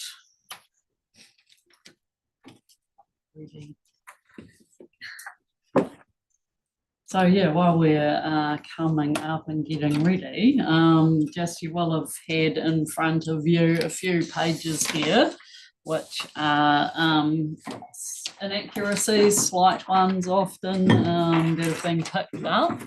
So yeah, they are available. Where are they? Sitting in our resource centre under council items. It's 10.1. 10.1, it's So it labelled says as. 10.1 amendment. Yeah, but you've got them in front of you as well, and they will be available in the final annual report. Thank you. Over to you if you'd like to introduce us. Sure. So I've got my cover paper which goes onto the report, and in the cover paper you will see a reconciliation from the position that went to the Finance Committee. That was the first time that you saw our result for the 30 June, which was in the Q4 report. So we did have a couple of adjustments from them, which was noted in the paper. So that was for the investment property as well as the revaluation of the shares in Port Otago. So they weren't available at the time of that meeting. I then have, just moving through the paragraphs, from paragraph 14 until, the transport one's very large, 22, they are the performance measures which were changed from that Finance 4 report. So some of those were done as part of the audit. The transport ones were actually highlighted by the Transport Department subsequent to that report going to the Finance Committee. So they were actually made before our audit, but that has changed some of the statement of performance measures, and I have outlined under each of the activities what they were originally and the colour that they got changed to. So I'm happy to answer any questions about those, but I'll continue on with explaining what's in front of you. The stapled documents which have been which are manually given to you, these were changes that were made to the annual report since it was originally submitted into the papers. The first one is on the community outcomes page. So we had the table, but we didn't actually have what the icons meant. So this was just a bit of an oversight with the graphic. So we have updated that. The next one was in relation to the performance reports. On the manual copies, I have highlighted this green. We changed not the colour, but the actual figure for the measurement. So originally that was 88 and it got changed to 96%. And then going forward on pages 79 and 80 of the annual report, there was a change that was made to the investment property, and I just did not flow that through into the commentary. It was just missed. The report's quite large and it's quite difficult to proofread all of that before it comes to council. So you'll see in green I have highlighted the figures that were changed. It just is updating the totals. The commentary bullet points are correct. So it's just updating those totals which actually come off the face of the Statement of Comprehensive Revenue and Expenses and Statement of Financial Position. There was also an adjustment that was made to the borrowings. So that's on page 129.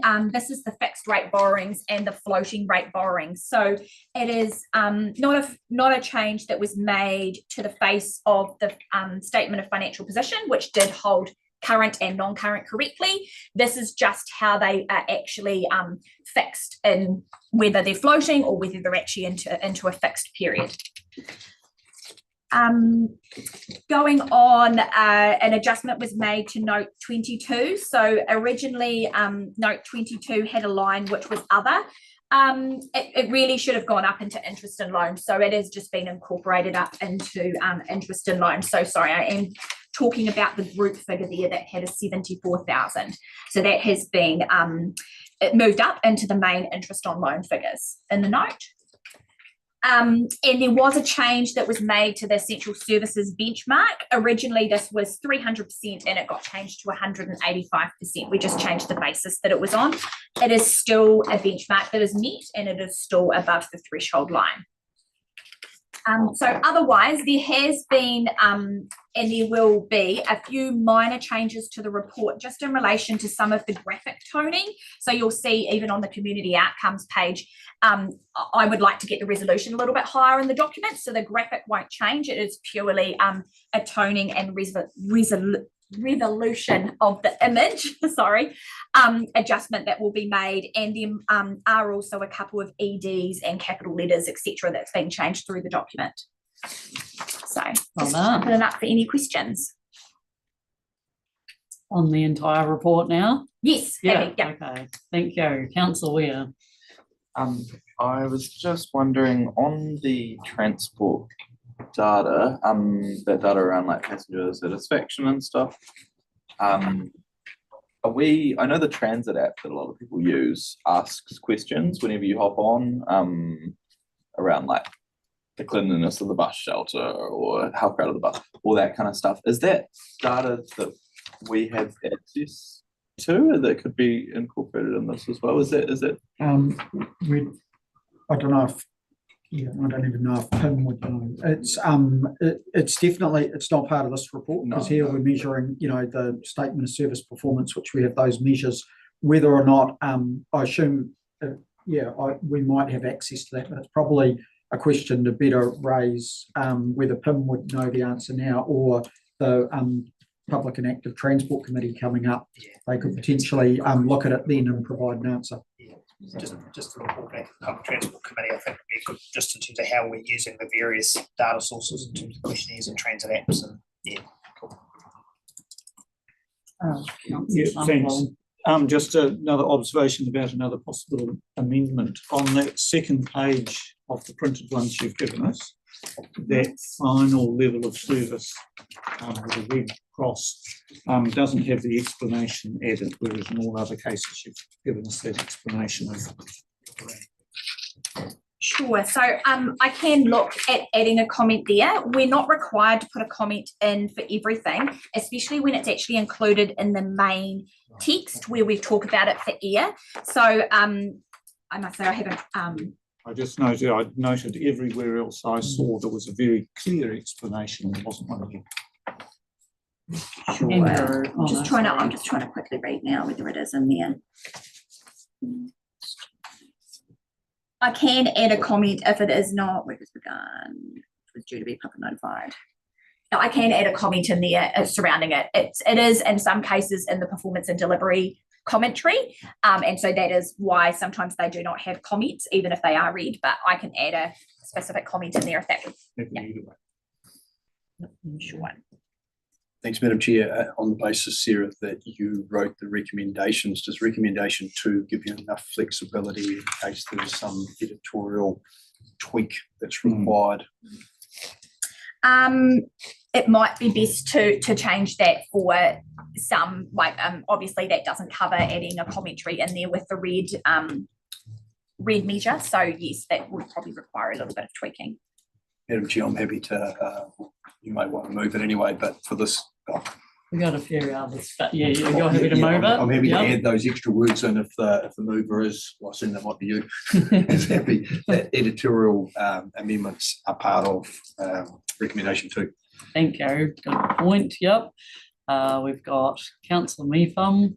Yeah, it's more. I just wanted to note that there's been a good amount of financial management, I think, shown in the last 12 months, which has delivered a result which is actually not that far away from our budgeted deficit.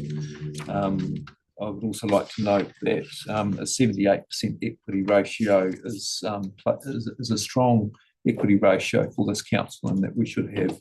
And obviously it's influenced by the port as well. But I'd just like to make a comment that I'm feeling very satisfied and confident in the financial management of the ORC. Hey, Councillor Laws. Sorry, I'm just checking where, my apologies, the computer thing spazzed here, so I apologise. I haven't been able to listen to you for the last hour until I was working out what went wrong, but I've now solved it, I hope. Are we still on section 10.1? Yep. Thank you. My page 61, development of Maori capacity to contribute to decision making. Am I allowed to discuss that? Yeah, we have got, sorry, thank you, Councillor Laws. We have got questions at the moment. Well, that's a question. Okay, you've got questions on that section. Okay. Yeah. Yep. My question is, why is it headed development of Maori capacity to contribute to decision making when it's in actual fact iwi? So it's only Ngāi Tahu, and only a section of Ngāi Tahu can contribute to decision making here. It certainly isn't Maori.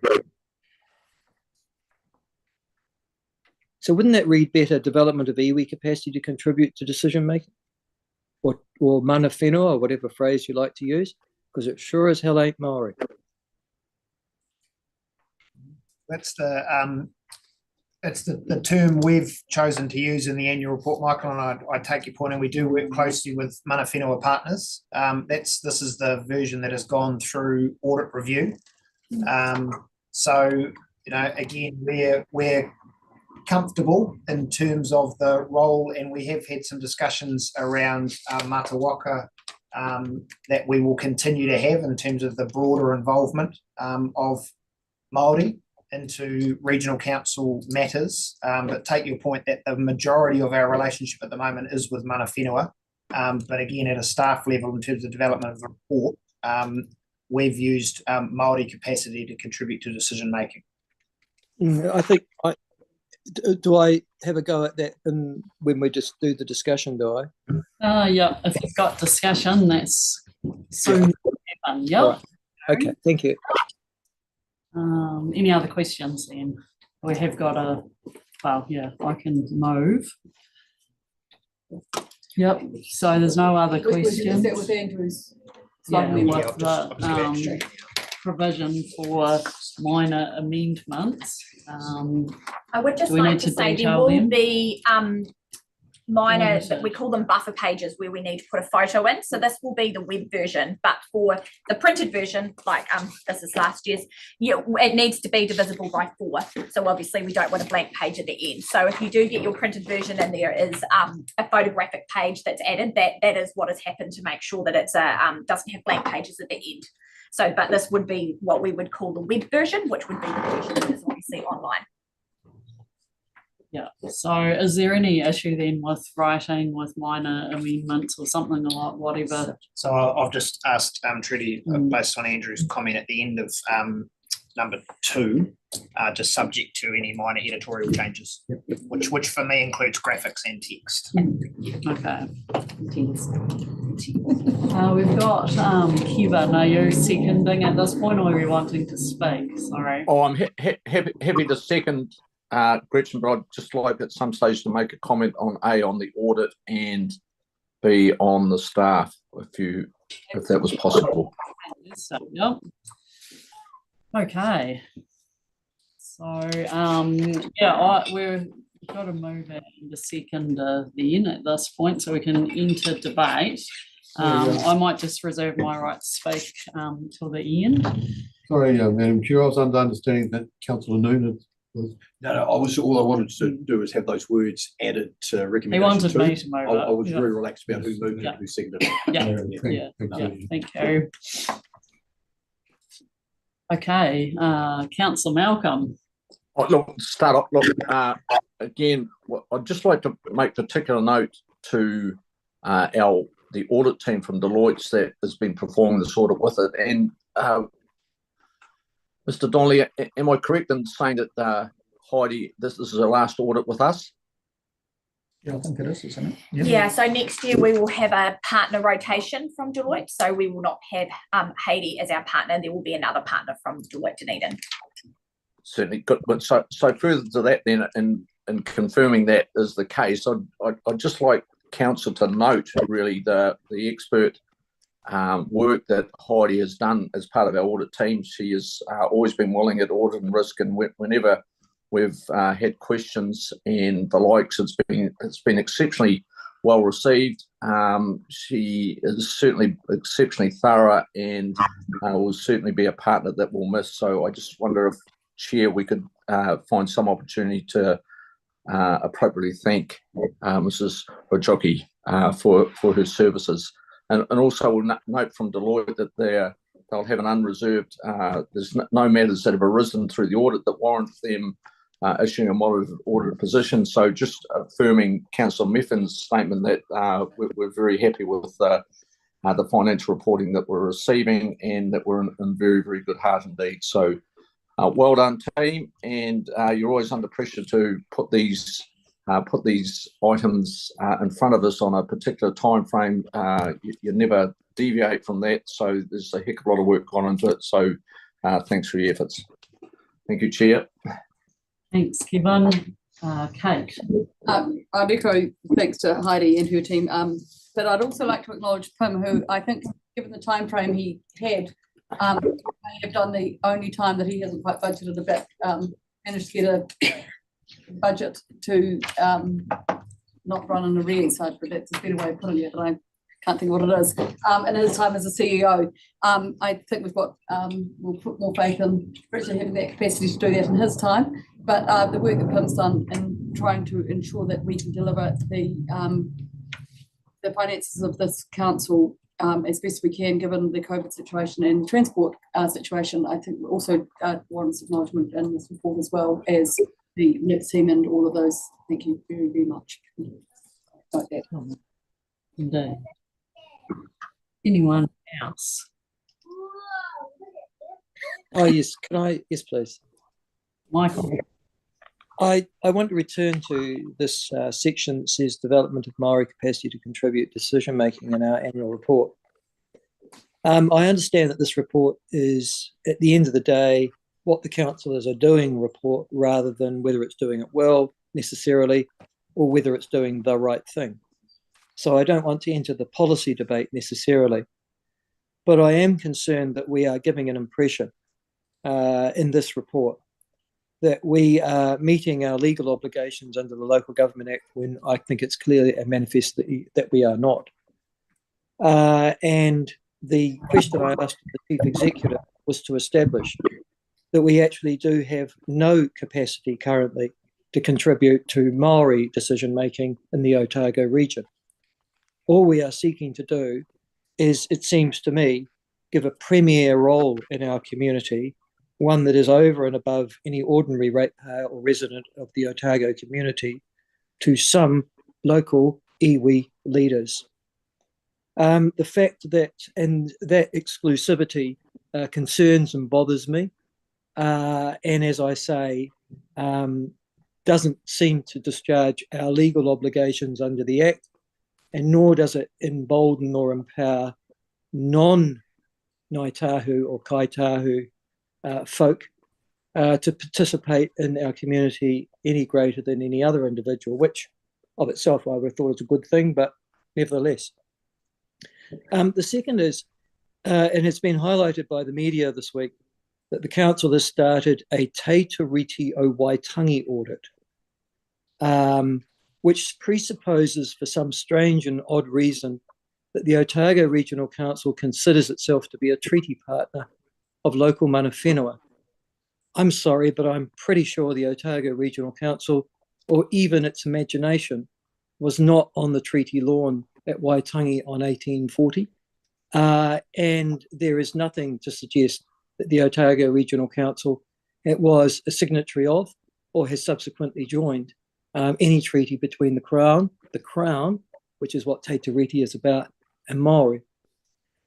So what the Otago Regional Council has done is gone off and created its own fiction, and that is its own relationship with mana whenua, with local iwi, and decided that, in actual fact, is meeting Te Tiriti principles. I can't vote for this report on the basis that this is a fiction that is not based in law or indeed in history, and that it so clearly advantages a tiny section of the Maori population to have a much greater say in the decision-making of the Otago Regional Council. Thank you. Thanks. Okay, any other speakers then? Councillor Weir. I'll just quickly say that, you know, obviously this report shows some things that we do need to keep working on, but that the trajectory we're on is really, really good. A lot of, you know, X's in there that have become ticks, and that kind of thing. So I think this is encouraging, and we're just gonna keep at it. Well done. Okay. Councillor Noon. Just reflecting back on passenger transport over the last, from 1 July 2022 and the 30th of June 2023, and it certainly had, I think you used the word challenges in your message, but we were on the ropes, literally. We had a couple of TAs at us. We had the lack of drivers or availability of drivers to provide the level of service that we've committed to our community. So we had reduced schedules in both Queenstown and Dunedin. And as you said in your messaging, that our communities were patient, but we were grateful that they were patient and they didn't riot in the streets, because it was a pretty difficult time. And I think it's important to acknowledge Richard, Pim, and all the staff and the contractors that were involved in finding a way out. And I know we stuck our neck out in terms of bringing the wages up to a level, an acceptable level, a level that is fair and reasonable, and made bus driving a more attractive proposition again. And I know that helped, but there were lots of aspects of finding a solution, and it was a whole lot of things coming together. The start from a perfect storm, we ended up with the stars aligning, and they are still aligned, although you could argue that you'll never have a perfect service, but we've come a long way, certainly in this 12 months. Really well said. So yeah, if there's no other speakers, then I'll do my right of reply, which is that, yeah, I think that our staff and our team need a huge amount of thanks. You've touched on some of that, Andrew, and others, but I think this is a report that is strong on delivery, and that's something that we've put a lot of emphasis on, and delivery in a time where there has been challenges. But I believe that, as you've noted, Councillor Ware, there's some really strong indicators there that of good delivery. So yeah, there's a consistent theme of rising workload and us needing to rise to the challenge of that, increasing staff and resourcing needs and bringing them into the team, and hitting the ground running, I suppose, because that's what we've needed to do. We've remained on track in delivering the land and water plan by the 30th of June next year, which is no small task, and has required a massive amount of work from all of our staff and our leadership team. I want to thank all of the LT for everything that they have done throughout this report, and particularly again to Pim and to Richard. Regional policy statement, as well as a land and water plan. So 2 massive planning documents on at the moment for our council, and progressing well throughout this year. It has been a particularly challenging environment around public transport, and we really do thank the community for the patience that they've shown, and some of those indicators there of actually satisfied. Well, we've got things that we can work on. This year has been challenging. We haven't had full schedules, and yet we've still got people actually indicating that they're pretty satisfied with our services, which is really good. We've got some really good work that's gone on there, and thank the operators and drivers as well for working with us through this period. And we're back on track, which is fantastic. We've been doing a heap of monitoring as usual as well, and increasing that network, as well as our work in biosecurity, targeting wallabies, wild and conifers and waterborne weeds. We've also got our environmental data portal this year, which is a massive step forward, sometimes overlooked, but a huge work program. And we'll be able to bring together all of that huge amount of data that we collect and make it more accessible, able to understand our issues and our solutions, and make that really transparent for the community as a real tool and resource for us all.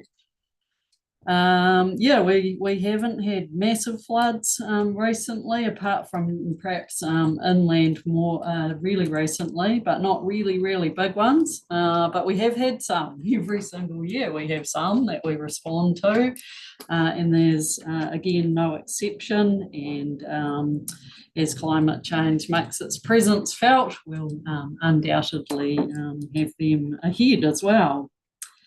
Glenorchy and South Dunedin, looking at broader natural hazards as well. A lot of work going on there, as well as our broader hazards work program. Yeah, as well as that though, being able to lend our hand nationally has been, I don't know, something that our team can gain a lot from, as well as sharing support for our local government family and for communities that need our support. So it's been really good that we've been able to do that. Yeah, we've tried to up our presence in the community as well. We've done that really deliberately. It's been a really tough period, hasn't it, prior to this, when we look back on it with COVID, and the ability to connect hasn't been as strong. So we've made a really big effort to do that. And that's happened right throughout the organisation and right through to us as governors playing a small part in that as well, but a deliberate one. Our newsletter's part of that, but a physical presence is certainly part of that as well. We've also improved customer support contact points as well, which is something we've heard a bit of feedback on. You know, we want to be providing our very best front-facing point of contact for community. So yeah, I think it's been a report where we have focused on delivery, on engaging with community, and dealing with the challenges that will always confront us in a dynamic environment. And again, just want to thank the audit team, Heidi particularly. And yes, we can give that feedback formally as well to her and to the team of auditors.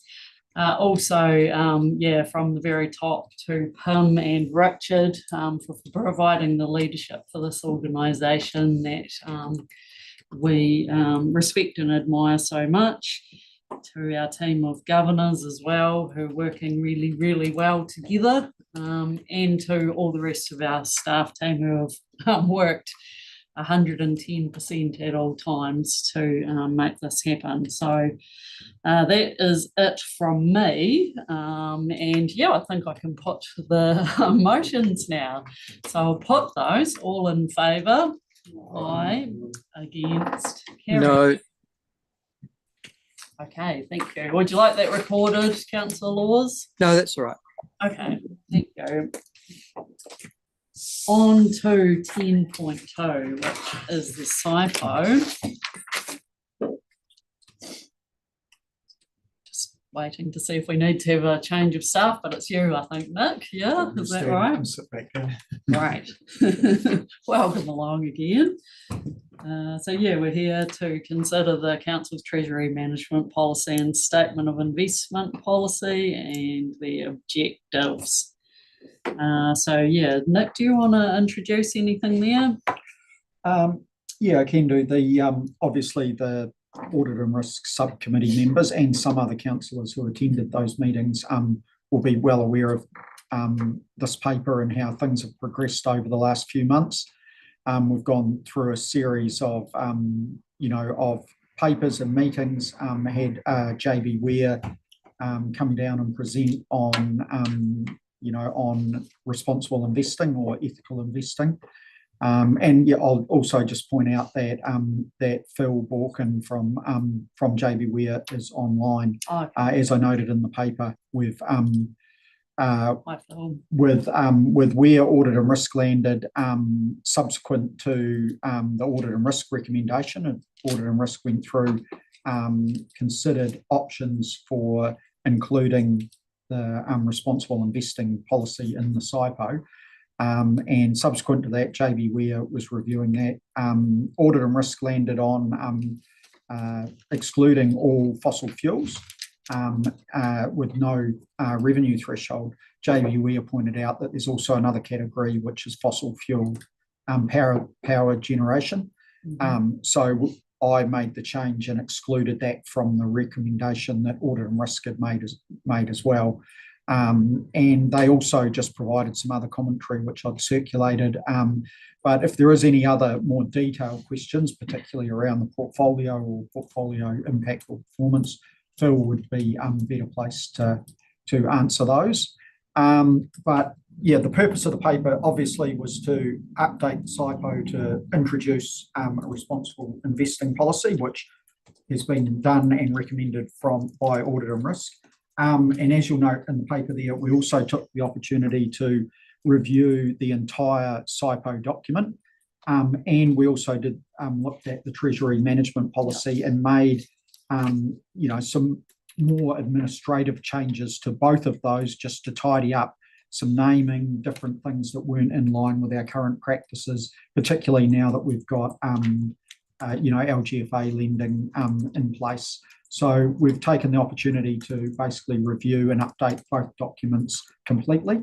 But the key substance of the paper and the recommendation is around the introduction of that responsible investment policy into the SIPO. Right. Yeah, it's great to have gone right through the whole document and with fine-tooth comb there and updating that. So thanks for that. All right. Any further questions then? Councillor Scott. Yeah, cool. Thank you. The amount of investable universe that is excluded is 17.8%. That's what's being recommended.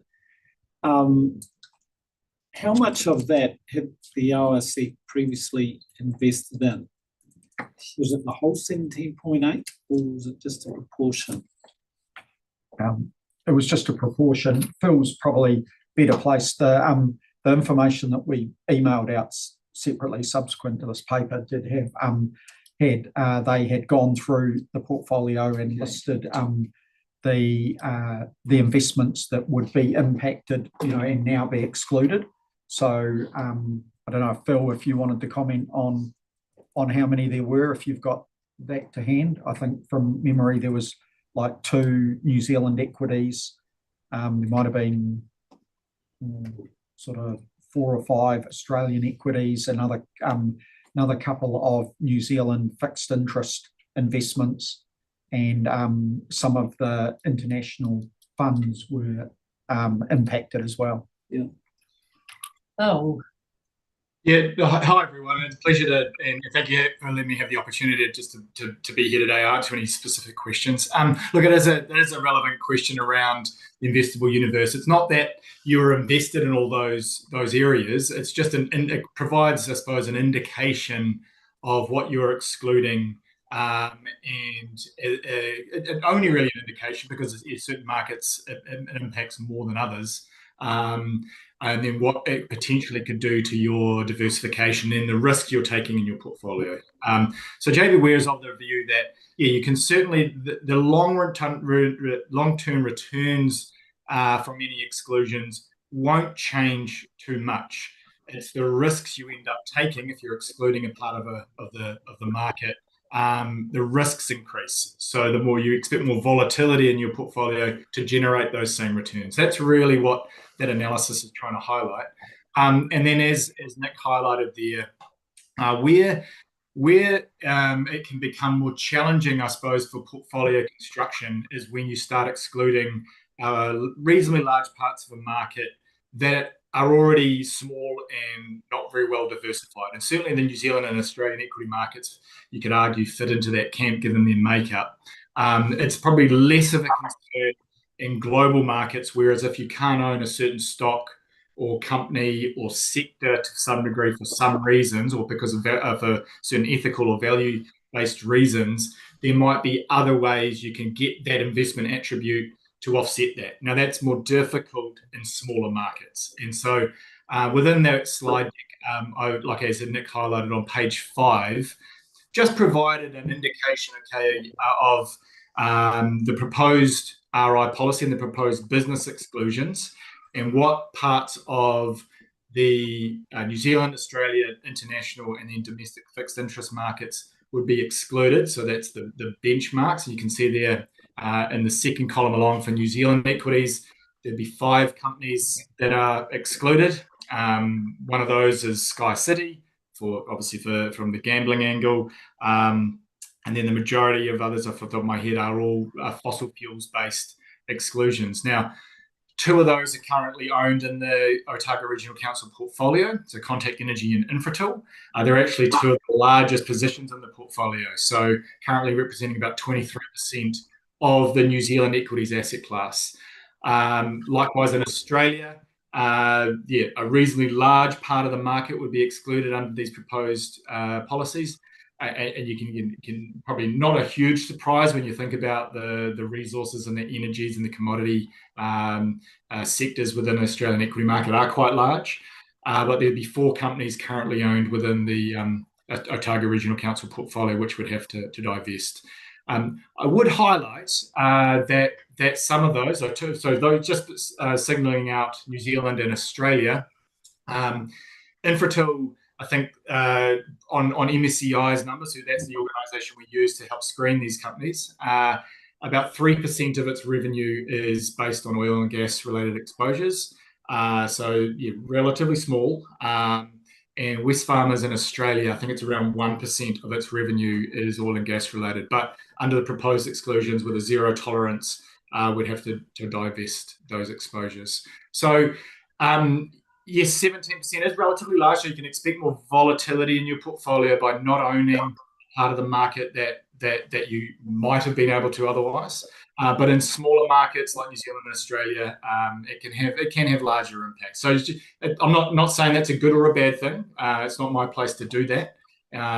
It's just that you just have to be aware of additional volatility and risk you're probably going to take because of that.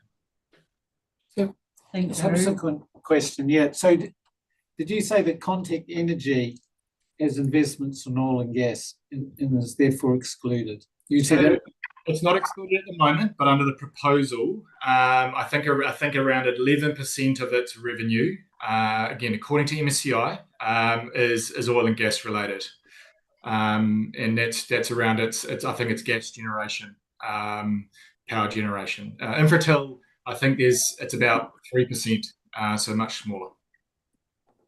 Okay. It's interesting. There's a number of questions, but I just thought it was important to point out that Andrew Douglas is here as well, who's chair of the Audit and Risk Committee, who we made a Audit and Risk Committee made a recommendation to this meeting. So if there were questions there, I guess that would be appropriate as well. Okay, Kate, you and next. As a member of Audit and Risk, I should have thought about this already, and apologies for asking the question. Two questions I should have asked once before. In light of the Phil's information about the current companies that we have, and I think he suggested 6 that we may need to consider. I'm just wondering whether we need to have a time frame in here to change, and whether the expectation is that we don't necessarily do this overnight, but that there is say 3 months or 6 months. And the other, and I'm getting a nod from Andrew over there, so I'm taking that as a response. And the other question I had is, we've just had a wonderful presentation today from Otago Southland Rescue Helicopter. We wouldn't ever suggest that they can't be using fossil fuels, and we have to be careful about being too precious about this, and whether we should, in light of what we've heard today, be considering, say, a 5% in oil and gas. And so, Phil, the question I have on there is, you talked about Infratil at 3%.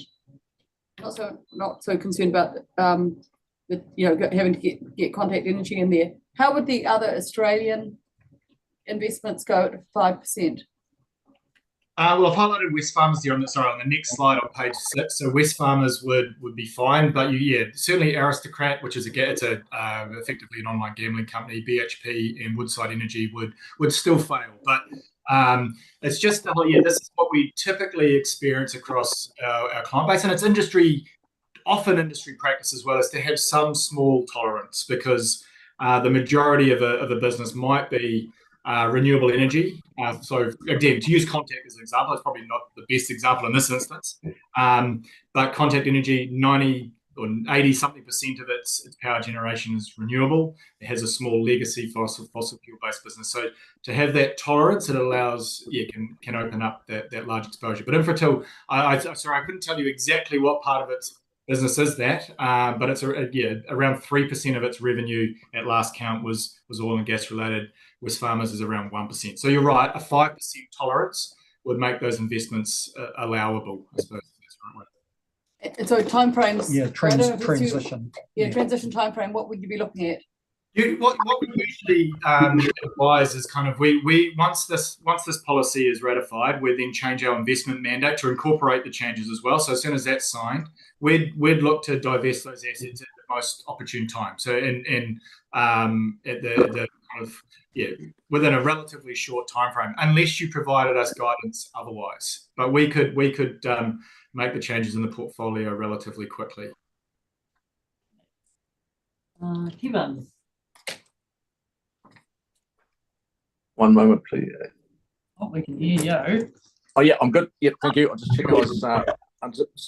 So Contact Energy, you're saying so that gets the boot out of our, but that's 23% of our New Zealand equities market at this stage. So how do we? So no, it's not 23%. It's combined with Infratil. It's currently 23% of your New Zealand equities portfolio. It's actually one of our highest conviction views at the moment. There's other electricity generators in the New Zealand market, whether it's Meridian or Mitre River Power and things like that, which we could own instead. But from an investment perspective, we prefer Contact. It's cheaper. It's got a bit of growth there as well. But look, there's ways we can get around that. But together with Infratil, it makes up close to a quarter of New Zealand equities at the moment, given some of our highest conviction calls. So we have quite large exposures there.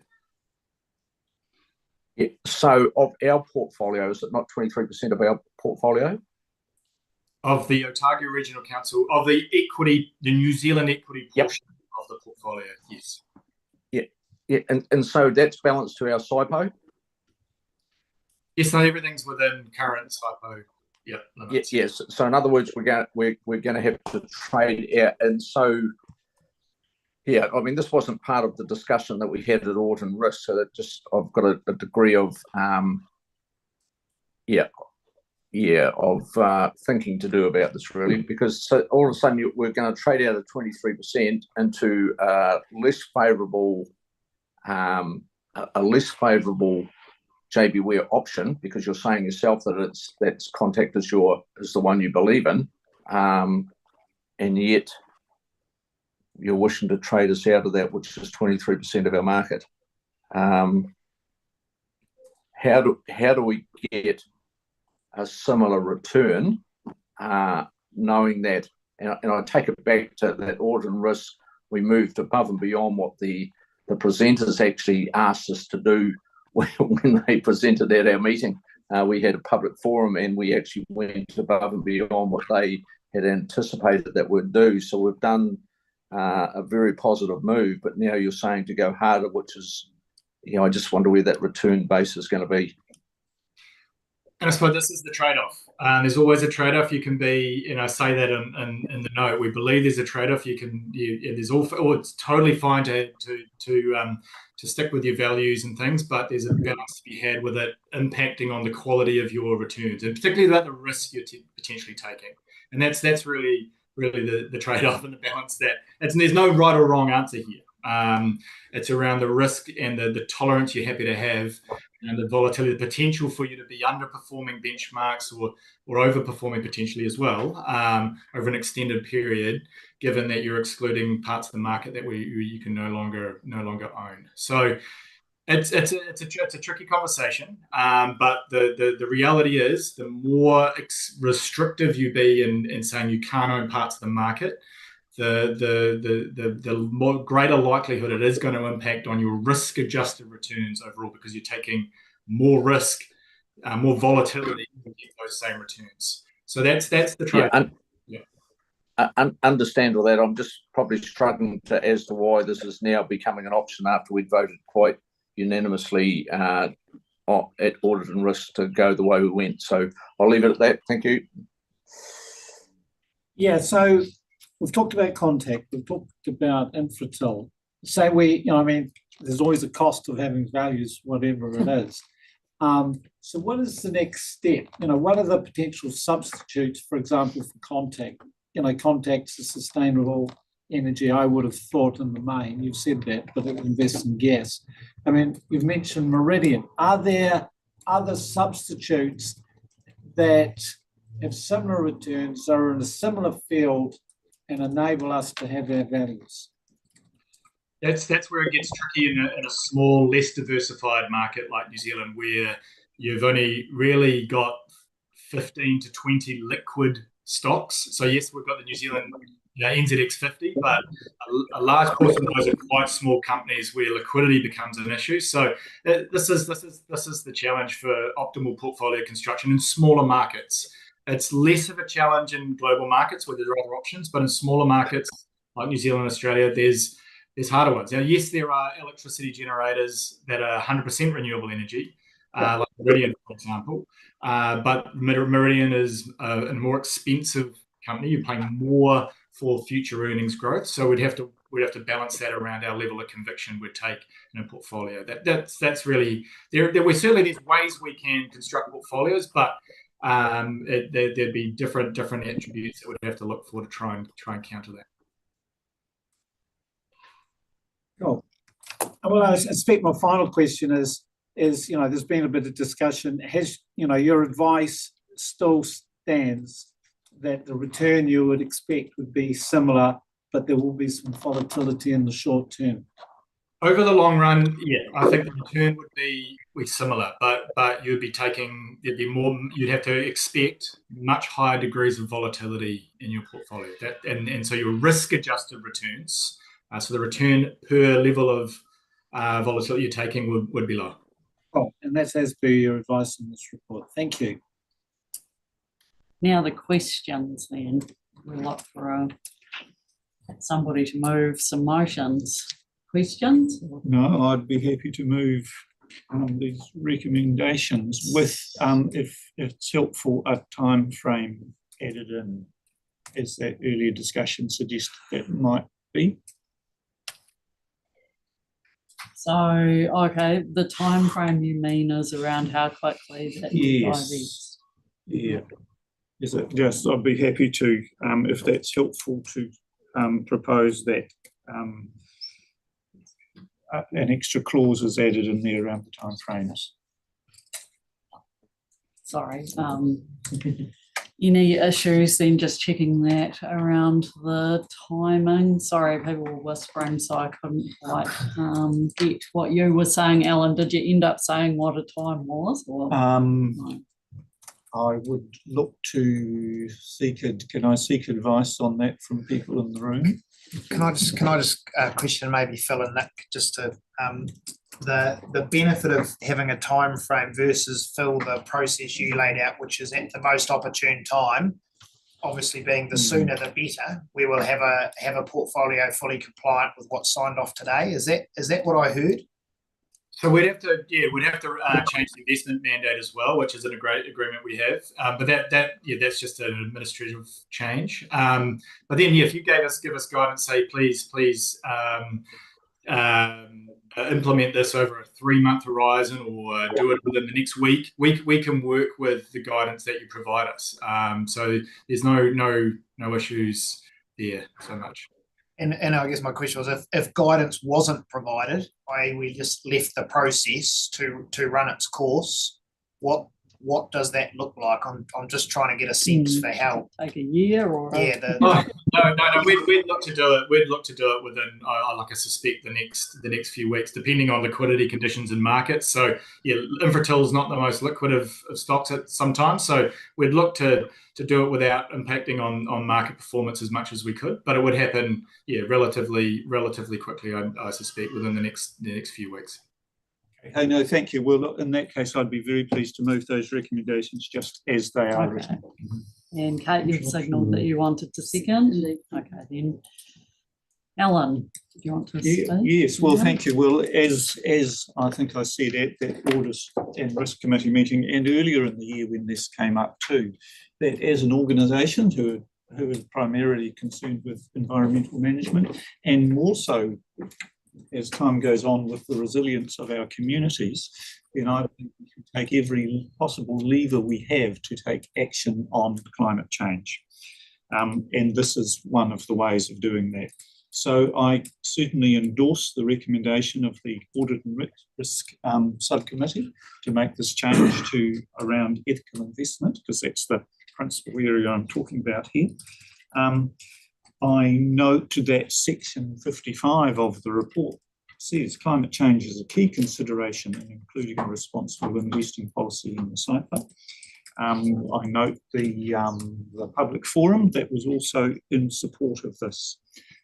Thank you to our fund advisors, JB Ware, for pointing out another area that we can pay attention to here.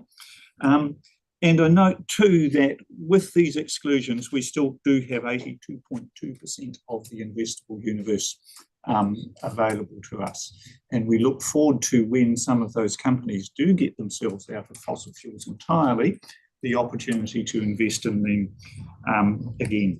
I think this is really important too, that this is a way for the regional council to show leadership on this issue.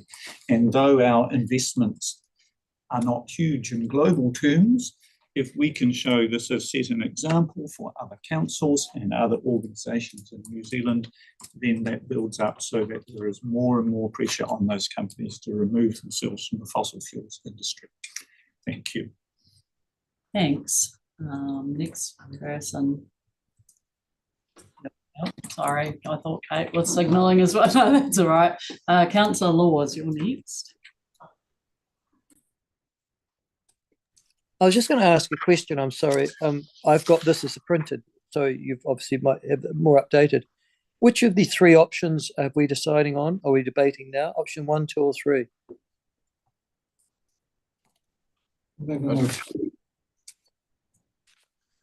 So the recommendations of this I understand, but which of the options? Those are the three recommendations that I assume you're saying. Notes the inclusion, but which of the three options have you decided? It's option 1, 2, or 3 on page 232. It's effectively option 3, but it's been modified slightly. So the options 1, 2, and 3 outline what audit and risk considered, and then audit and risk took option 3, which was basically it was option 2 plus the other exclusions that were noted in option 3, and they modified that slightly so that that had fossil fuels with a 10% revenue threshold. They dropped that to 0, and then subsequent to that, another category of fossil fuel power generation has also been added. So effectively, it's option 3, but slightly modified. And if you look in the actual attached SIPO, the full exclusions is listed in section 4.2 with all the categories and exactly what the wording and description of each is. So, thank you. So I'm trying to understand why we would exclude nuclear power, investment in nuclear power, when it is probably the greenest option, practical option out there at the moment. I think even the German Greens have suggested it, and it's part of many European countries who have much further advanced on this issue than I. Can someone explain why the Otago Regional Council wouldn't want to invest in companies that actually create nuclear power? We're in debate, so you're welcome to have your own opinion on that. Yeah? Oh well, it just seems ludicrous and nonsensical.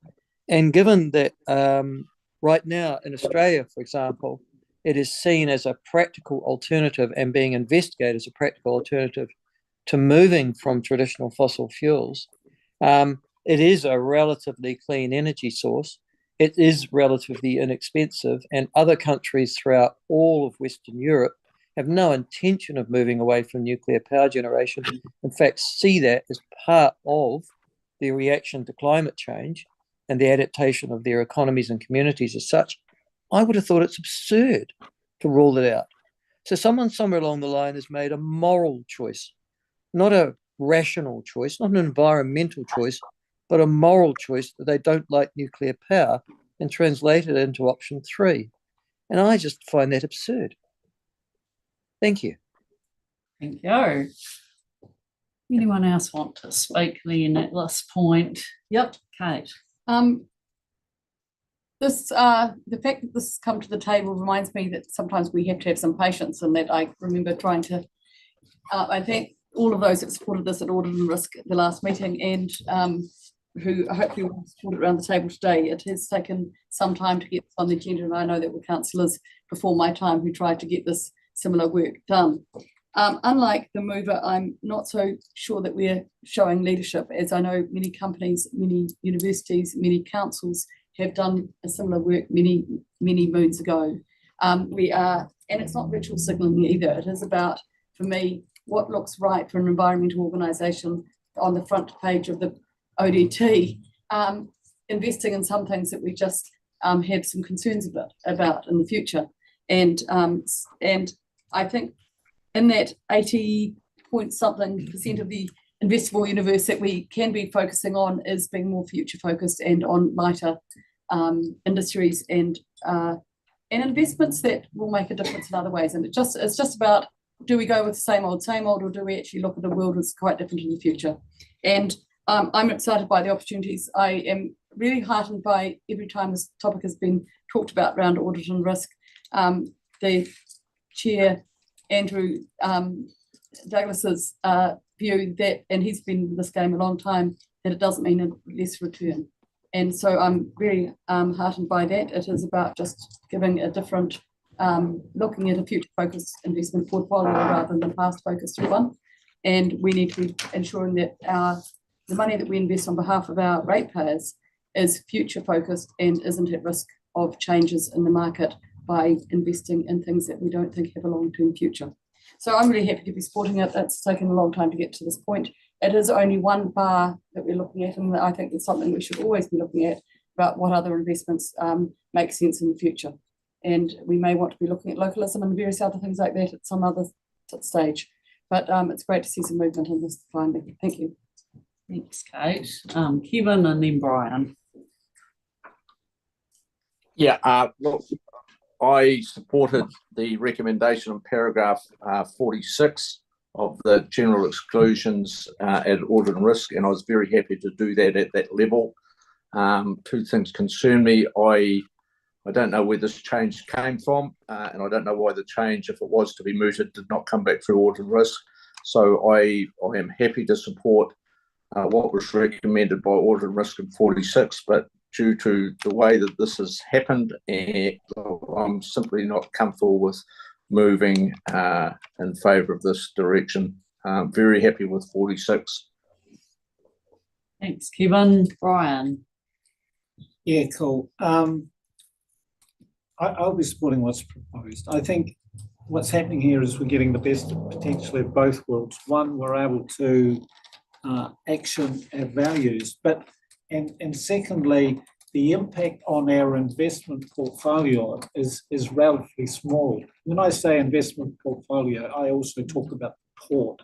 If this was my own money, I'd be looking at it and saying, well, the percentage impact on the total asset that we actually own, the equity that we own, is relatively minor. That the return on investment with this strategy and acting our values is relatively the same. Yes, with some volatility, but also bearing in mind that for the other 80 or 90% of our portfolio, it's very stable. So I think all in all, we're actioning our values, as Alan had said, in part, we're not going to change the world, but we're showing some leadership. If everybody does what we do, then we will drive change. The context of this world will at some point get out of gas, so it's all good. Thank you. Thank you. Scary, you do. Yep. I think everyone does. Yeah. Thank you. I was sick for audit and risk, so had I been there, I would have voted against it. I will vote against this today.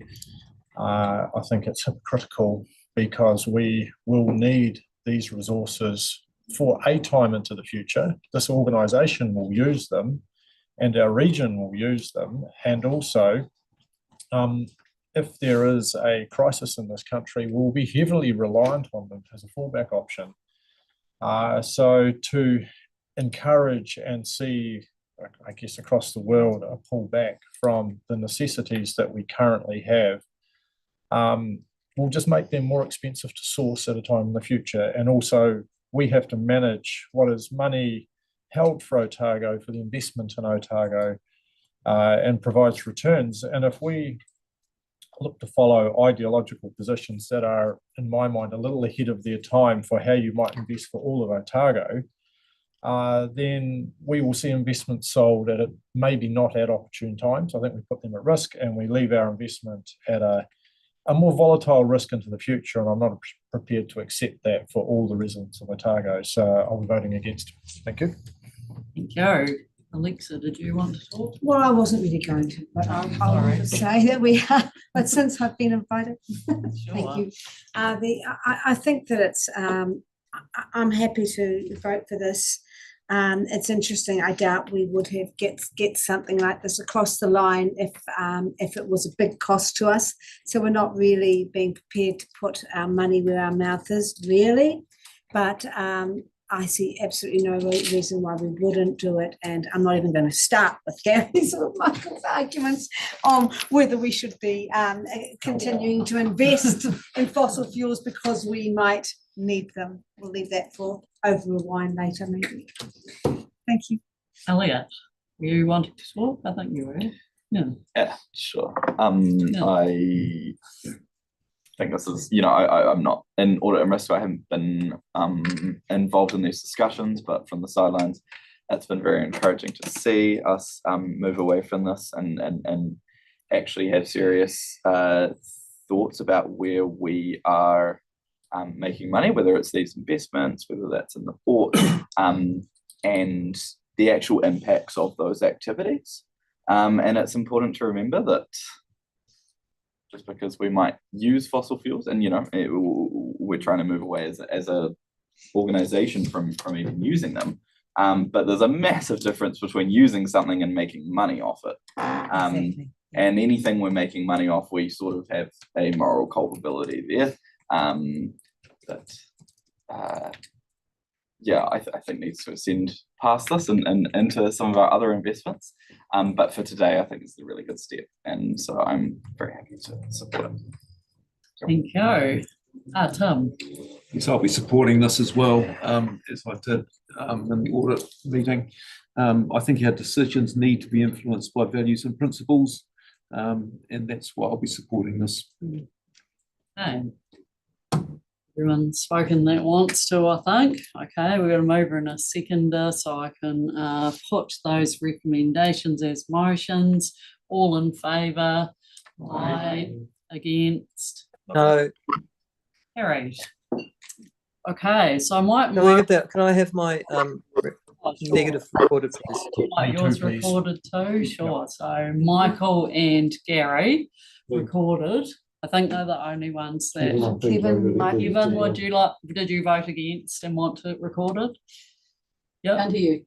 You too. Just double checking that. Kevin? Yeah, just finger up. Oh, sorry, we can't quite hear you. You're muted. Can't quite hear me because I'm muted. Quite right. I'm vote against and recorded. Thank you. Anyone else in that camp that I've missed? No. Okay, then. Got that recorded. I just think we should probably move to adjourn for a quick break now. Sorry, everyone that's waiting, particularly Andrew Douglas. Somebody moving that. Yeah, Lloyd seconded. Brian, all in favour. Aye. Against? Carried. We'll come back. Probably need to come back at 1:45. So 10 minutes. Still work.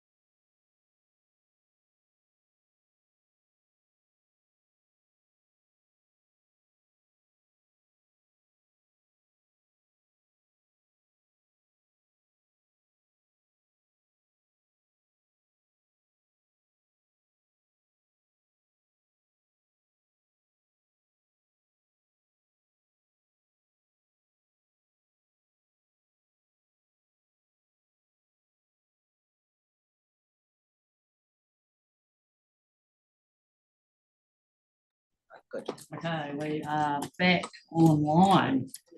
And we're up to 10.3, Port Otago Statement of Corporate Intent.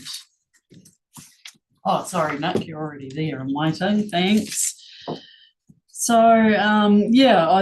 the paper is there, and I'd just like to say something at the front end, which is basically thanking the port for the provision of the Statement of Corporate Intent. As we know, it's for a 3-year period. And just note that, this is the opportunity for the council to give feedback, and that is provided for in the Port Companies Act 1988 consultation process. So, that's important, an important process. As part of this paper as well, I just wanted to recognise the positive impact that the additional $1 million for the 2024 year has provided, and that is due to the timing of final payment. But nonetheless, I want to acknowledge that that's a really positive thing.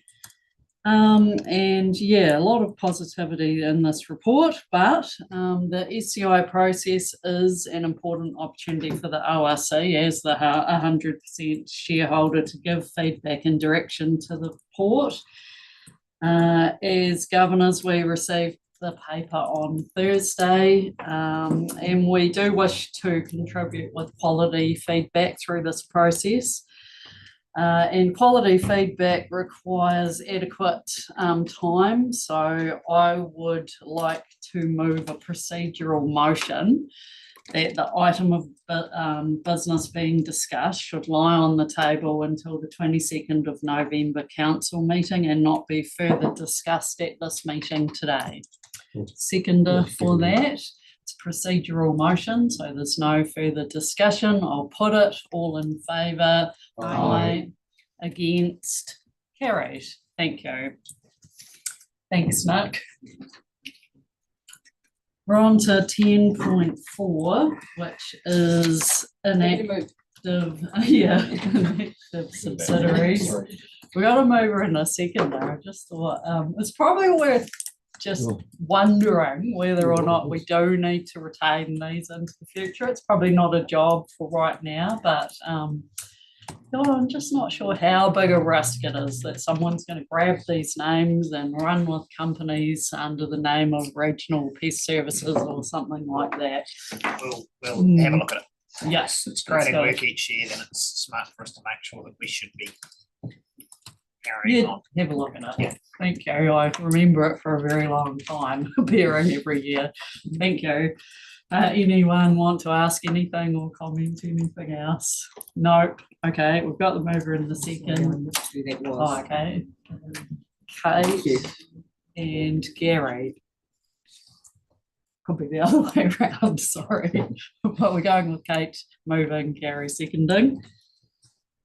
We got the recommendation 1, and it has a whole lot of subparts there. Everyone will have read that and seen that, so I'll put it. All in favour? Aye. Against? Carried. Thank you. 10.5, dangerous dams policy.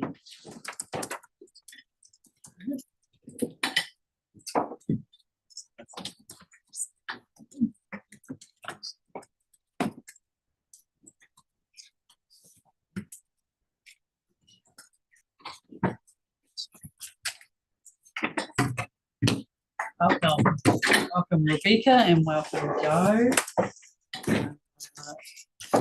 There is an additional document, I think, as part of this. Yes, as well. yeah, Is and that right? apologies for that.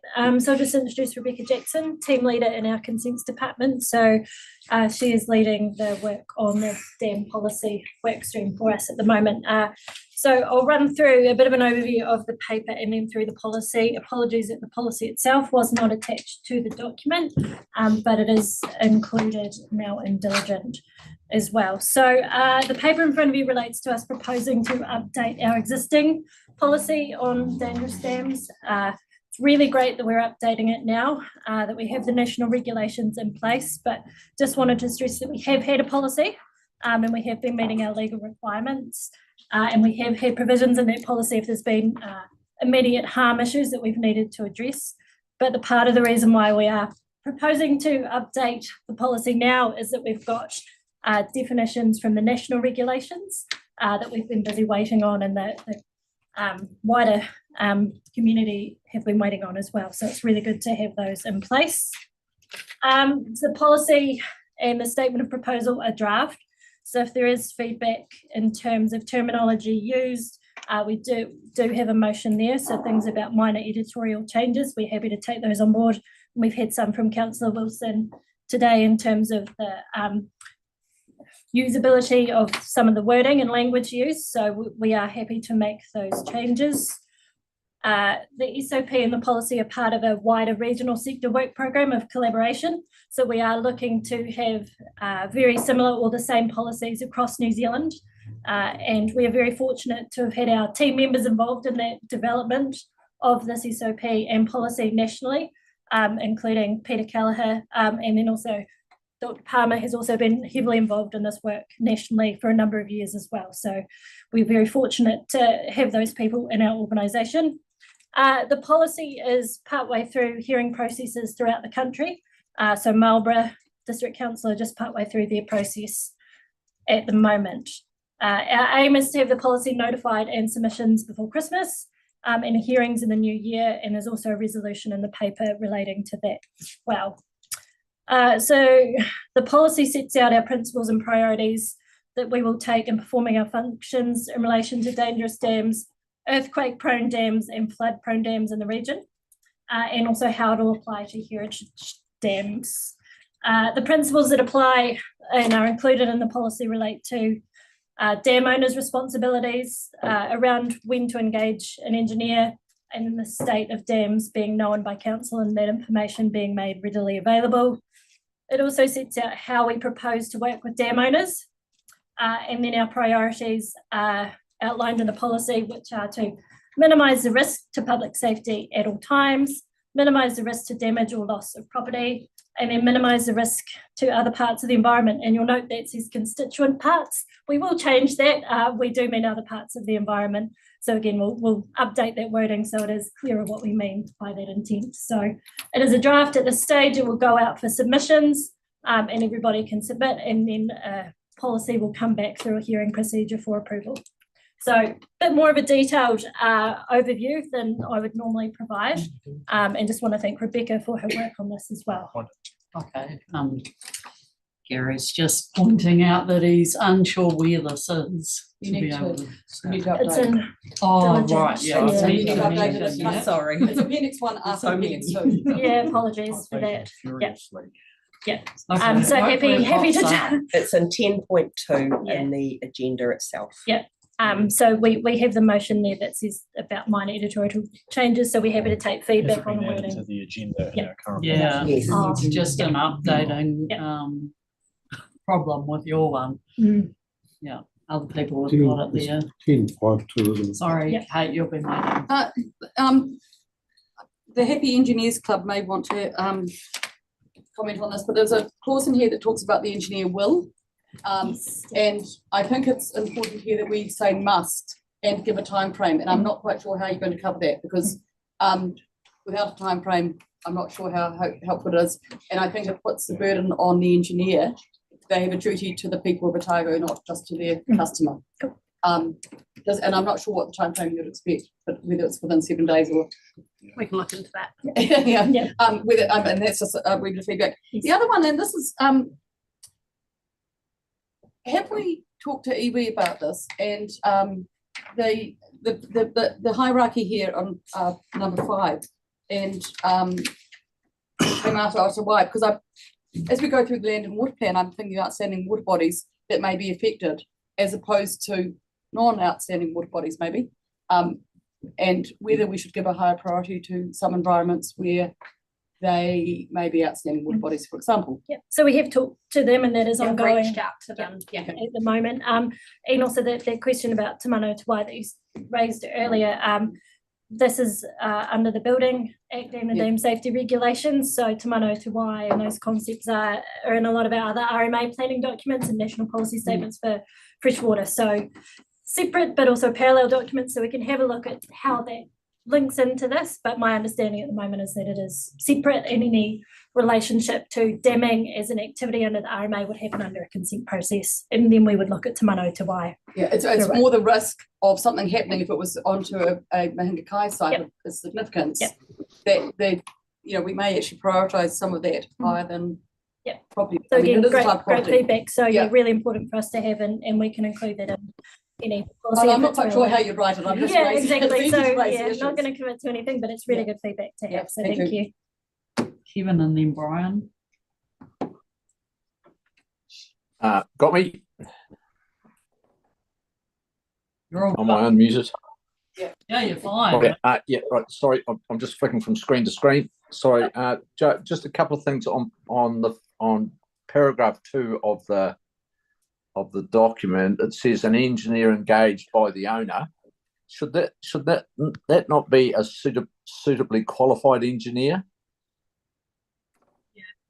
We can look into that. Yeah, we can look to change it so it says suitably qualified if that's what the legislation says. So we'll just do one final check to make sure that all job titles are linked to what is specified in the legislation. So we will make sure we do that before it goes out for public consultation.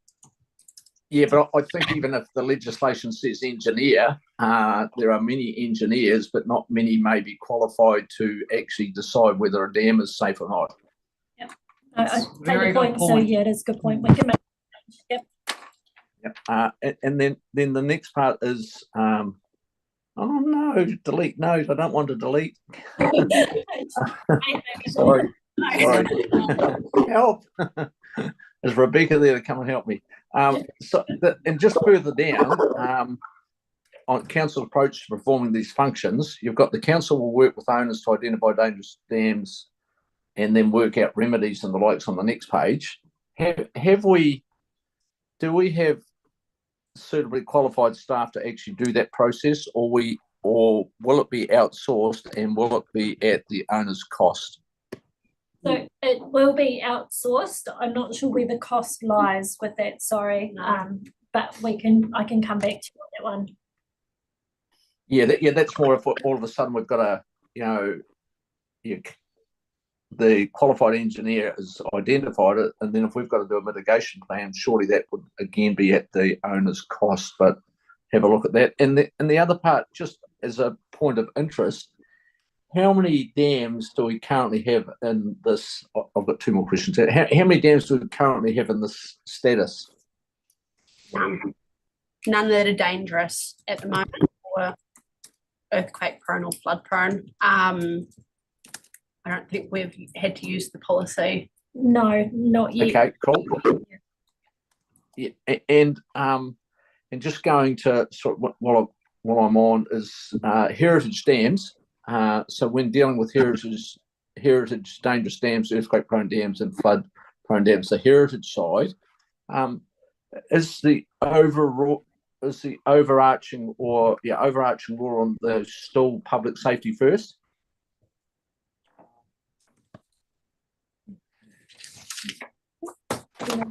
It just sort of doesn't say it that way. I might have read it wrong. Yeah, sorry, I was just conferring with Gavin. That is the intent, but we can confirm that because there'll be obviously a number of things at play relating to heritage structures. So not just the regulations and our policy, but also any Heritage Act requirements as well. Thank you.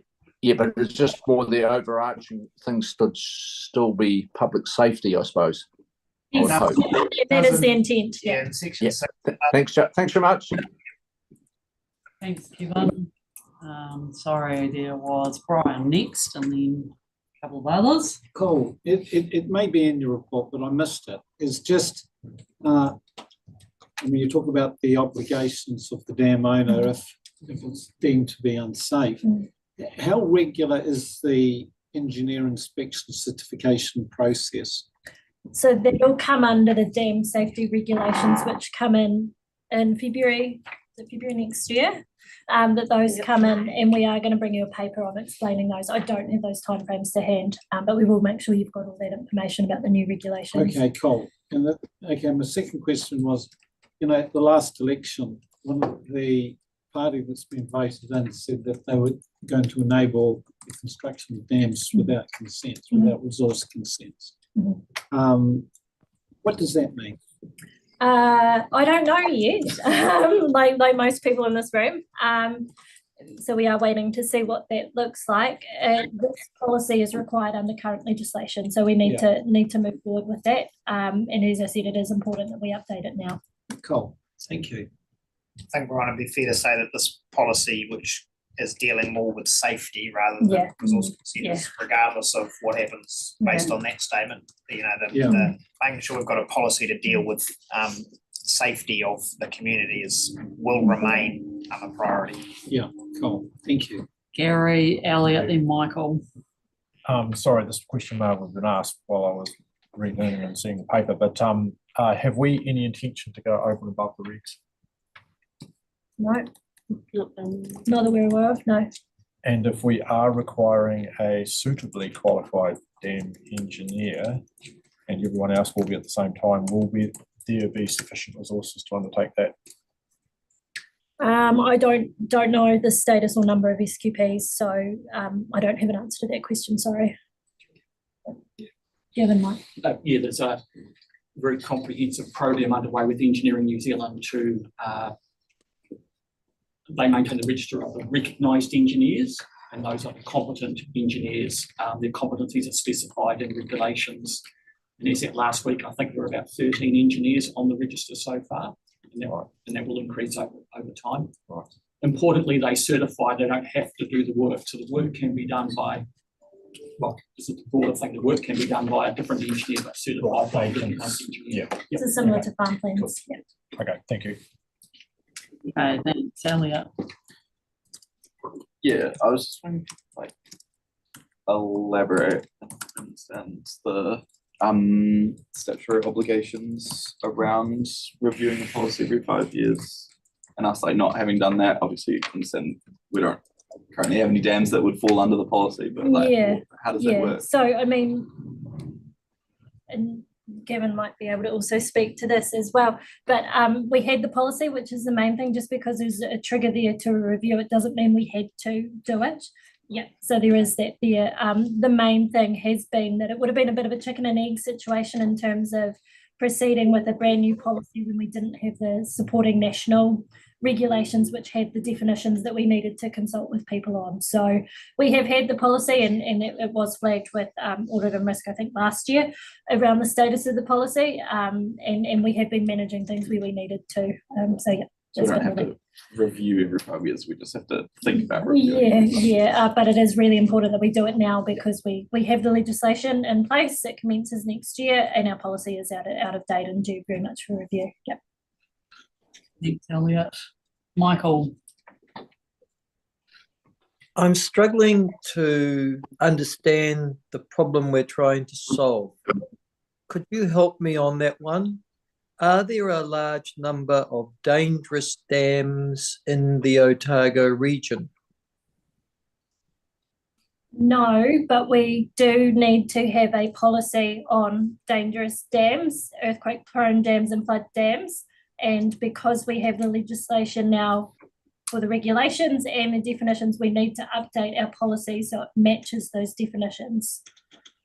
If we then need to take any action relating to flood-prone, earthquake-prone or heritage dams. Okay, so roughly, just for me, you council must have this information. How many dams are there in the Otago region?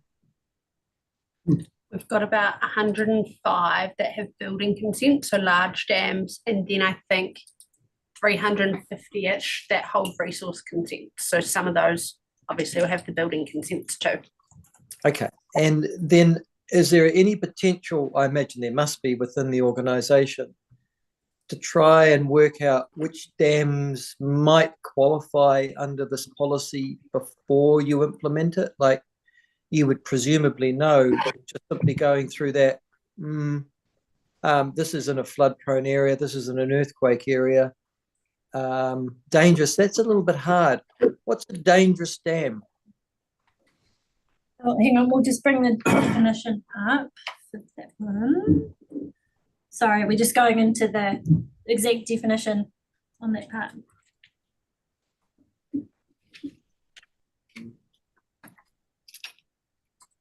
Because can I just explain the reason for my questions?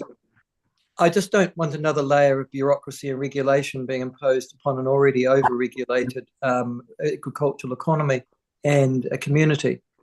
So I don't want to have to bother them that this is another travail that they're going to have to undertake at the behest of the ORC, following our interpretation of whatever the legislation might be.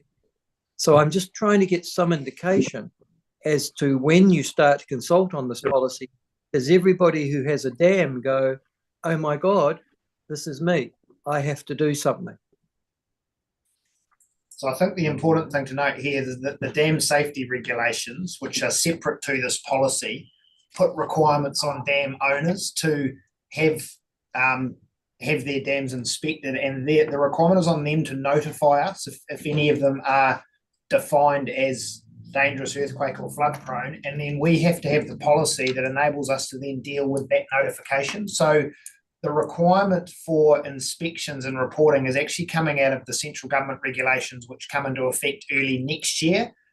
We need to update this policy to ensure that we can undertake our statutory function to respond to anyone who reports a dam once they have undertaken an inspection that those new regulations are requiring them to undertake.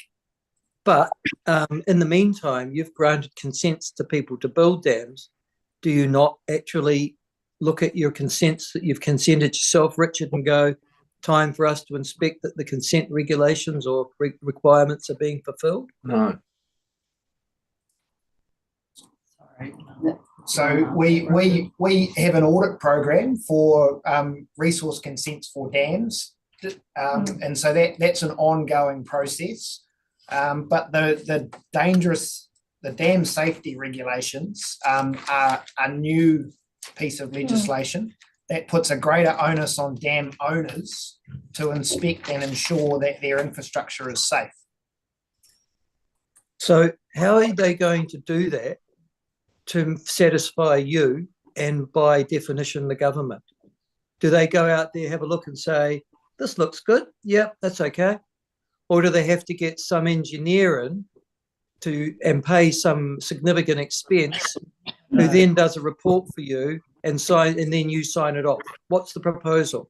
Yeah, so it is very similar to that, and that process is set out in the regulations and the steps that the dam owners have to take, and that is what we've indicated. We will bring a specific paper back on explaining those regulations and how they'll be implemented in Otago. So this policy just enables us, like Richard said, if we do get those notifications, that we can actually undertake what those need to do. I guess I don't see in this consultation program that's been provided, though, the level of detail. So what are they expected to do? When you consult on this, the first question they're going to ask is, what do I have to do? That isn't, I don't see that necessarily in the consultation document or the draft that I'm looking at right now. Is there an additional piece of information that I don't have? No, we're not consulting on the requirements of the dam safety regulations. They're done. They're set. So we are consulting on our policy in response to those new regulations. So you're not missing anything, Michael. There is no information in there on the regulations. This is purely a policy for ORC to follow. And what will be included in the letter that goes out in our media release on it is a link to our website, which has information on dam safety and the policy and regulations. So it will cover off some of that information that you've raised, Councillor Laws, and we can have a quick look and make sure that there are links to those national regulations and FAQs, if they exist nationally, on that. So we're not proposing to interpret those regulations to suit Otago conditions. We are presumably doing this in concert, regional councils all throughout New Zealand, yes? That's correct, yeah. Okay, thank you. Good one. I think Kate's saying she'd like to move this now. Just ahead of that, though, it has got that the chair would be appointing 2 suitable hearings panel members, and from what I can understand, suitable would be councillors. From what it's not, it's our own policy. I can just speak to that briefly. Is the reason for that is that we just need to line up our timetable, given it's around Christmas, for getting it out for consultation and for setting the hearings in the new year. And we, as you all know, have an incredibly busy new year with FDS on, with LTP on, with other things. So we've left that open just to, for the chair to go out to councils once we've confirmed the dates and get some registrations of interest. It won't require RM qualifications. And it would be open to anyone with an interest. Yep, good one. Okay, thanks, Kate. Seconded, Lloyd. Got that recorded. Does anyone want to debate this? I think Michael's got his hand up, so he may well do. No, it was up and it didn't come down. My apologies. Not getting anyone leaping out of their seat wanting a debate here, so we'll put it. All in favour? Aye. Against, carried. Thank you very much.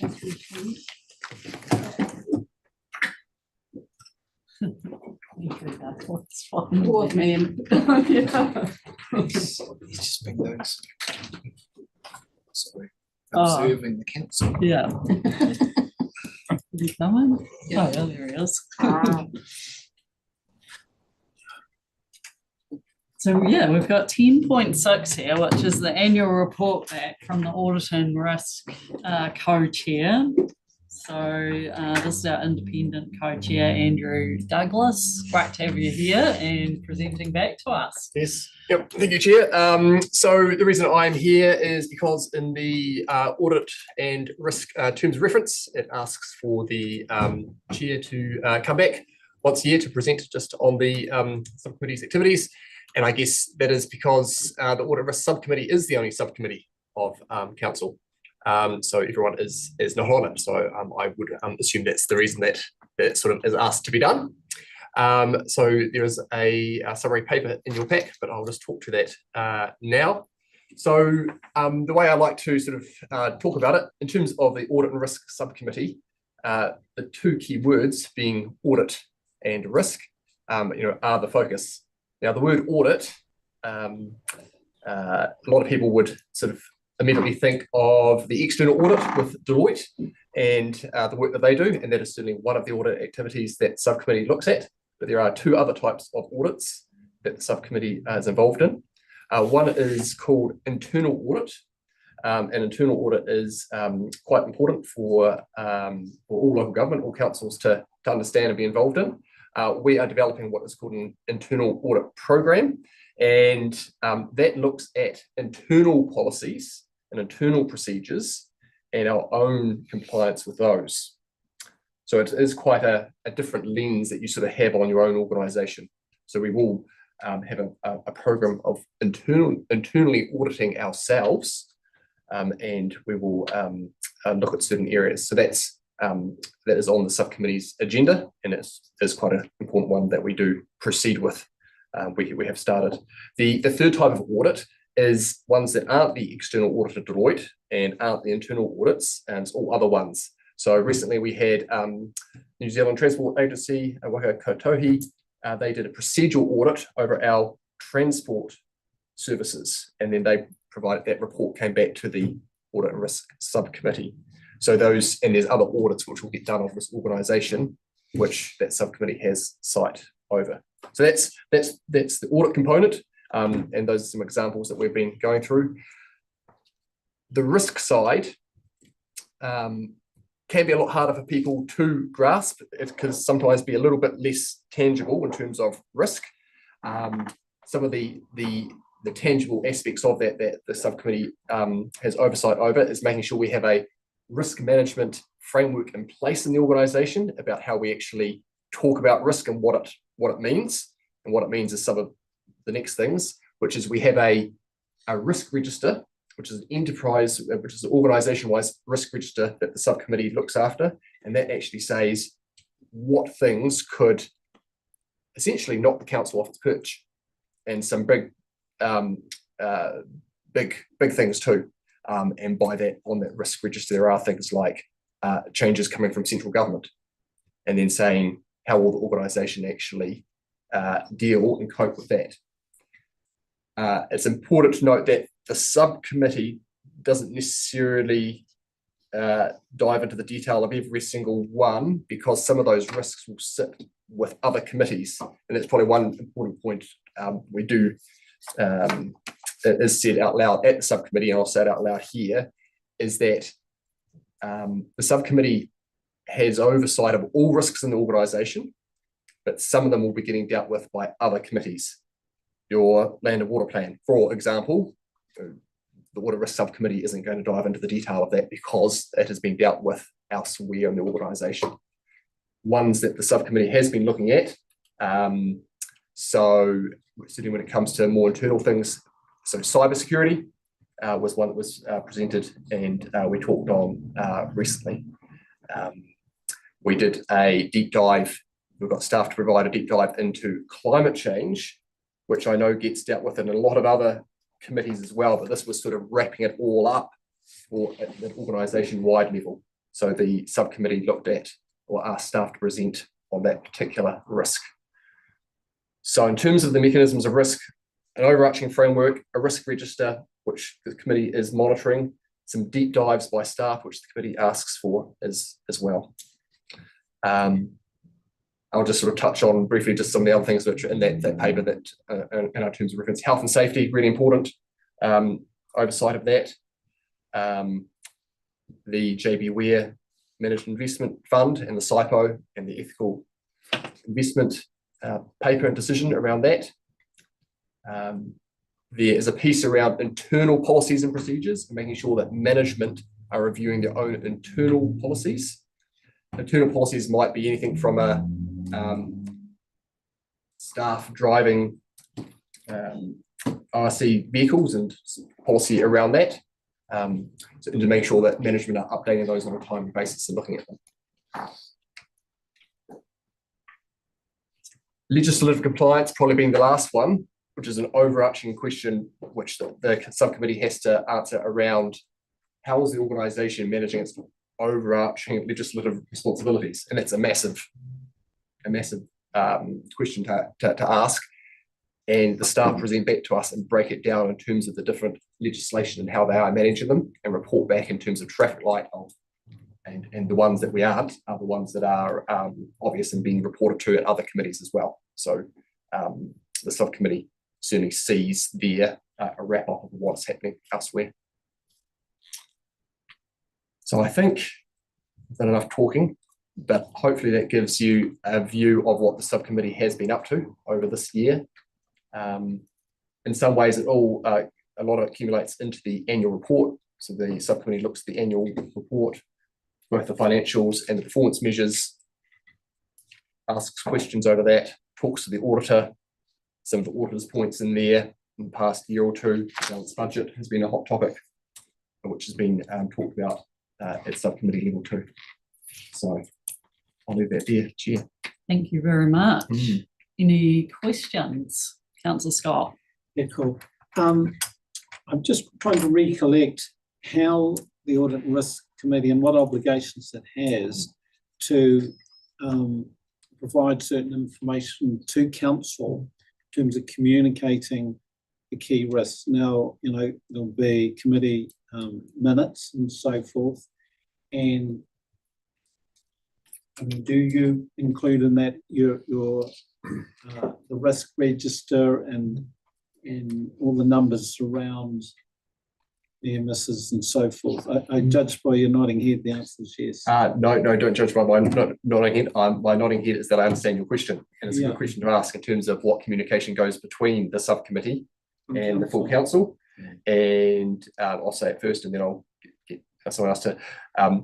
So there'll be certain things that come, and of course there's no decision-making powers, and so certain papers will get passed, like the one-time investments, through to council.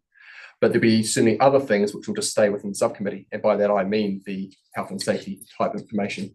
And same with the risk register as well. So at the moment that is just in view. And I don't believe that has been shared wider. I'll check. So it's all in the agenda. Yep. Which is obviously all public. So that's the way it is available to council. And then obviously the discussion is recorded within the minutes, and then they come for sign off by council. As you say, Andrew, it's just a recommendation that Audit and Risk have. So all of the information presented to Audit and Risk is available within the agenda packs. Within which agenda packs? Our Audit and council. So we have to go to Audit and Risk to read it. You've still got access to the agendas.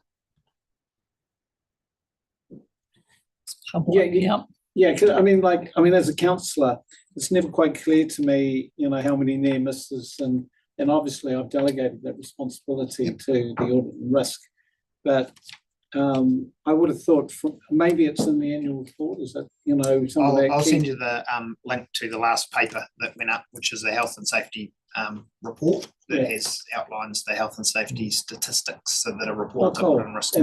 But that's in the Audit and Risk Committee. Yep. And so my question is, what obligations are there for actually attaching it to the minutes so that we as a council will get that? So you get it in the agenda. We don't report it again to full council. We report it to Audit and Risk, who have it's within the mandate of that committee. When it comes to council, essentially. But I'll send you the link, Brian. Cool. Okay. Oh, sorry, then Andrew. Oh, Andrew, are you on this though? I was on. Yeah. No, I'm not on this. Okay, I've got a Kate. question after Kate. I'm just intrigued by a statement. I just want to check your understanding. Those that are on the Audit and Risk delegated that responsibility, or are they? Because I would have thought all councillors as members of council have the risk to understand those things. The fact that we turn up to Audit and Risk doesn't mean that we own all of that risk. Yes. So I can certainly give my view on that, but I'd be keen to check that in. So I guess, councils as a whole has, there are subcommittees, there are committees that are formed to deal with certain other sort of terms of reference, of which the Audit and Risk Committee has been given its own. And I believe that is sort of a delegation, but in terms of that formal structure, I might actually ask someone else if they're aware. We'll deal with it another day, don't worry. It's just, it is actually one that needs to be sorted then, if everyone's can attend.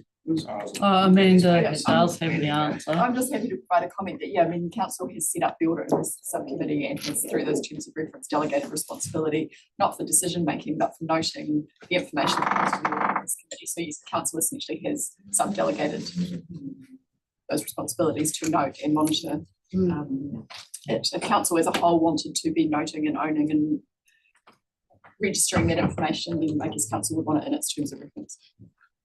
Yeah, and we have, as we've signalled before, upcoming review of how we operate our structures, but fantastic to have an independent co-chair who can guide us as well on best practice and give advice. So that's brilliant.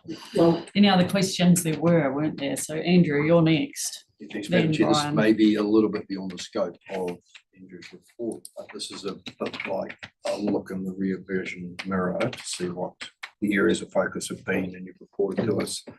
Thinking about emerging risks going forward, is there anything that comes to mind that you believe may be on this list when you report in 12 months' time? So I guess when it comes to, you mean risk specifically, or in terms of the terms of reference? I mean sort of focus areas in general. Yeah, focuses. So certainly some of the focus areas that some committee are working on, and that I'd like to see some good progress over the next 12 months. The internal audit program being one of the biggest pieces there, to make sure that is up and running. That's going to be really important. I think it'll be really beneficial for the organisation. And then also this piece around risk and what it means to the organisation at different levels, and how different levels manage risk. And by that I mean, and it's can be a bit hard to grasp, but at a governance level, you have to think about that in your decision making in terms of pros and cons of decisions and risks to certain decisions that are being made. And that also happens right throughout the organisation at different staffing levels. And so we want staff to have that mindset as well. And so we have some mechanisms that the committee has to help that move along in terms of its risk management framework and risk registers and the use of them in the organisation. So I think that'll be a really important one as well to get good progress on. No, Brian. Yeah, no, thank you. I've just received that from Richard. Thank you. Just to make the comment that, any key information identified by audit for the subcommittee, I believe should be kicked on up. It might just be attached as minutes, and maybe that's already happening. That's fine if it's already happening, but if it's not, there needs to be some summary information kicked upstairs to the council to at least, I as a councillor, I don't believe I should have to go hunting for it. It should be in part of the papers that I as a councillor attend.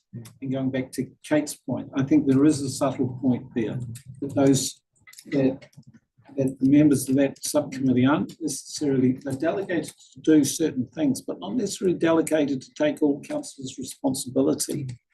I just make that point in terms of how things are communicated. Thank you. Thank you. Yeah, I guess what triggers and point being important enough to be elevated to a council level. Yeah, thank you. And it may not be a decision-making point, but it might be an important one nonetheless. So yeah, that's something to consider, isn't it? It might simply be all the learnings around how we manage our risk matrix and how we're managing it. It might be just a table from time to time. How many near misses? What are you doing about it? What are the trends? Yep. What are the issues coming up? Thank you. No other questions? Okay. A recommendation with this, or does it just come? Is a noting one? No, I can't quite find that. Sorry, it is there. Yep. Recommendation to note the report. You're doing that, Gary. Seconded, Councillor Noon.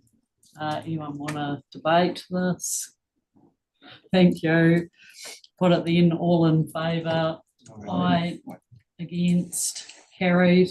Thank you, and thanks so much for being with us. Just want to reiterate on account of, it's on the behalf of all of our council, just how fantastic it is to have you and your knowledge, independence, and lifting us into a best practice realm. So yeah, there were some good comments today that we can consider to in audit and risk. So just a big thanks to you and for sitting with us all afternoon, above and beyond. Thank you. Thank you. Cheers. Sure, it was enriched for him. I'm sure. It has been for us all.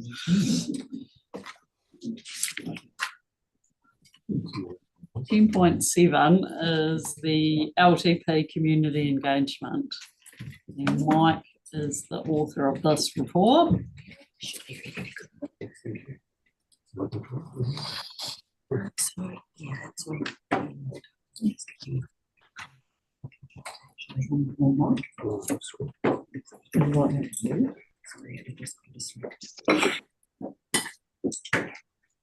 So another important paper for us as we head off into consultation on LTP in a range of ways. Just getting set up.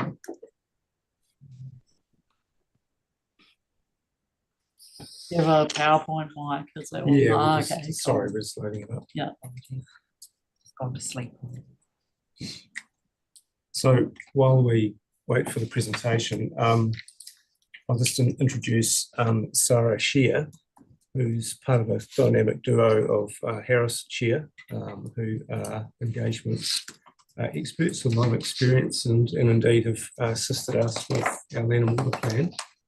And it seemed to make a lot of sense to also use them for our LTP engagement process, given that we'd like to push the boat out a little more and do things a little differently. And more welcome, Sarah. It's great to have you there. Good afternoon. And so I'll just give a little bit of a recap because started back in August with a report to Regional Leadership Committee. And then Sarah will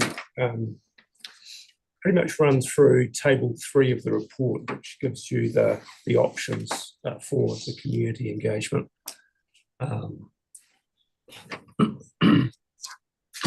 So this, the recap bit of it, before I hand over to Sarah. The August report gave you a framework within which, an engagement framework within which the LTP sits. It also gave you the basic requirements, legal requirements. So it just gave you a bit of a 101 there. The framework bits, there were really 3 bits to that: our iwi partnership, Māori partnership, our strategic stakeholders, and our regional community engagement. The first 2 bits of that framework are programs in themselves. They run under their own steam, but they integrate with the LTP every 3 years. This paper is about the regional community engagement part of it, and particularly the extra bits that we can do on top of the core legal requirements. So that's what you'll see in the presentation, the options that we're giving you. So on that, I'll hand over to Sarah. Thank you. Can you all hear me okay? Yep. Yeah. Great. Well, good afternoon. Lovely to see you. And I know I've met some of you before with the LWRP work, so nice to see you again. So yes, what we wanted to do today, if I could just flick to the next slide, would be just to take a moment to run through a few items. Or someone click that to the next slide. Is that you, Mike? And as he said, we are focusing squarely on the region-wide community engagement, but noticing also that there's the other very important activities with mana whenua and the strategic stakeholders.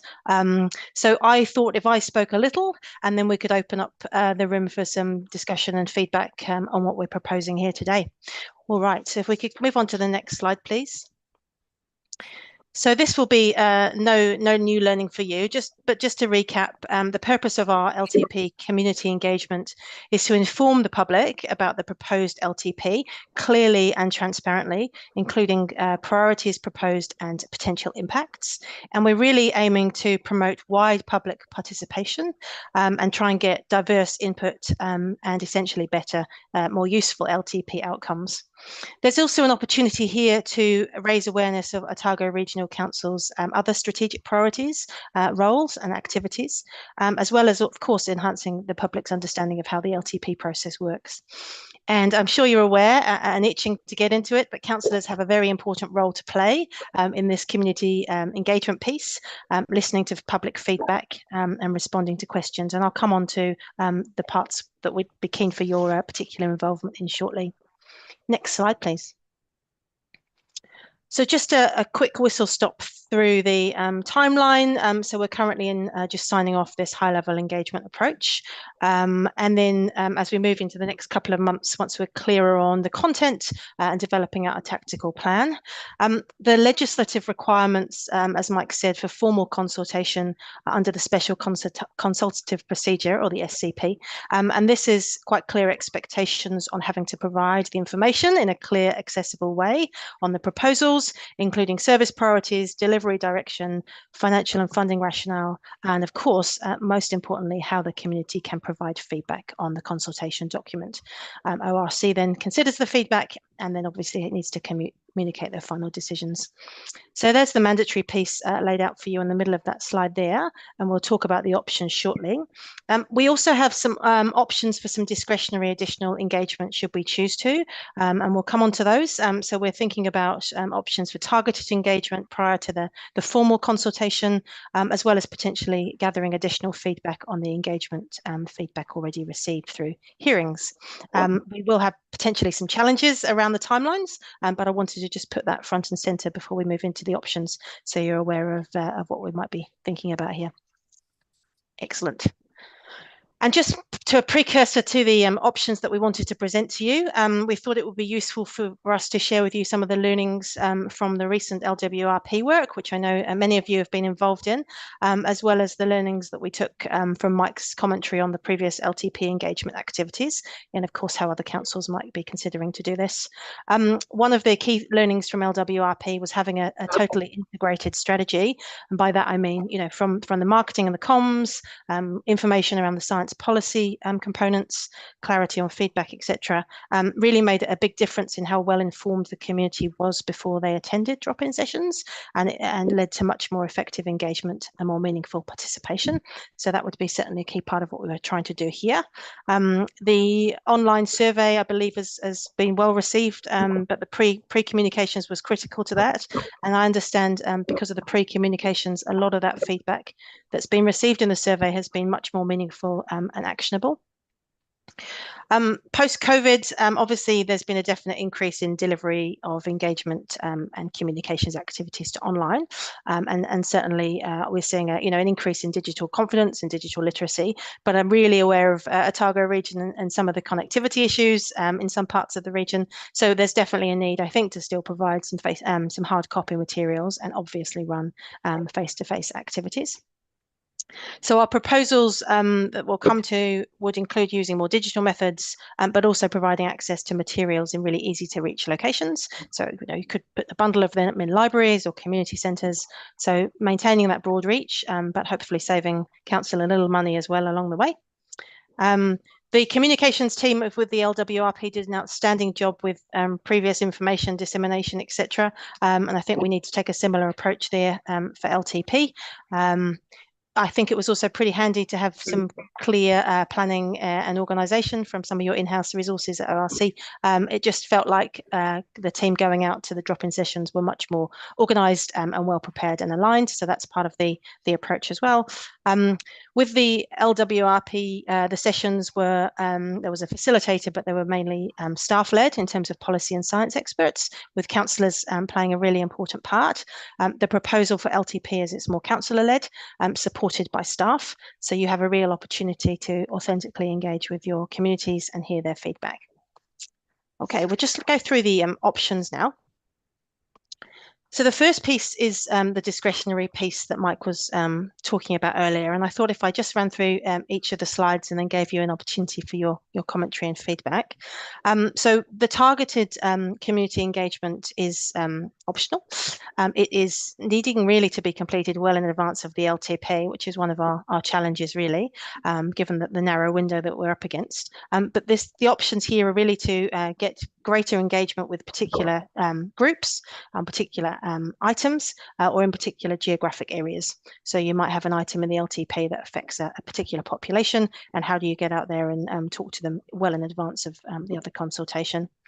So the proposal here is that we potentially keep the door open at this point because we're still working on the LTP content, but that we make a decision in sort of November, December time when we know more about the detailed content in the LTP and whether or not it would be helpful to do some targeted engagement, but noting that we are going to be up against it with timelines, given that the formal consultation would start in March.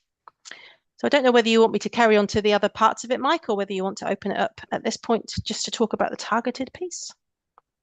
I just add there as an example, you had your infrastructure strategy meeting or session yesterday, and there's some pretty lofty issues potentially in front of the community, in front of elected reps.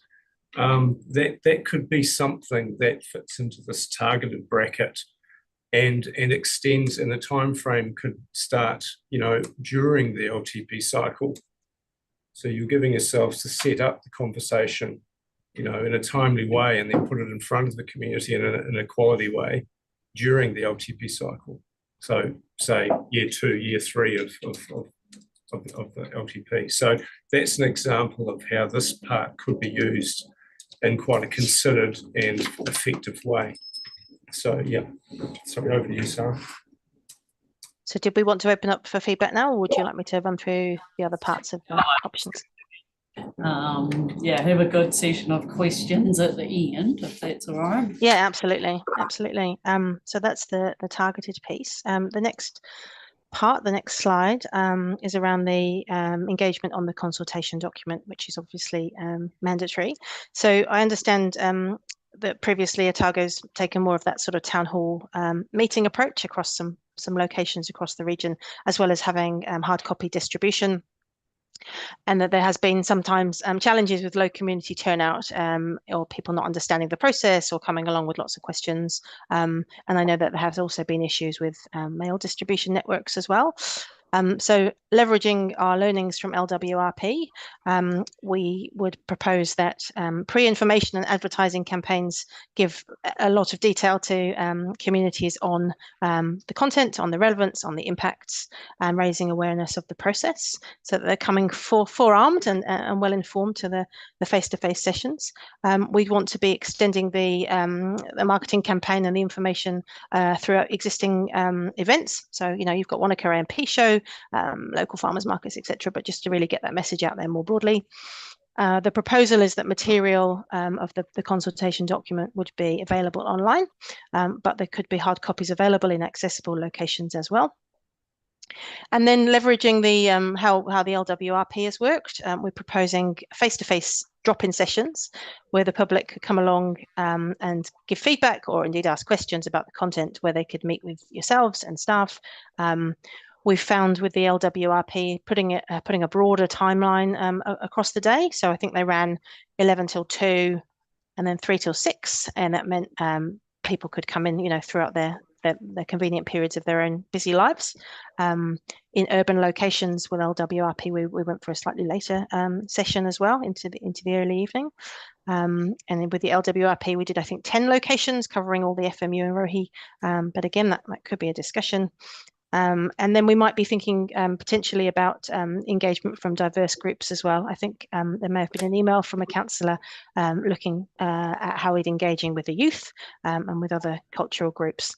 So we can certainly think about other sessions directly with them as well. So that's the preferred option. There is another option where we just go fully digital. I feel like that wouldn't be the right call at the moment for Otago, given the communities and given the accessibility, but that certainly is an option. Should we go on to the last one, Mike?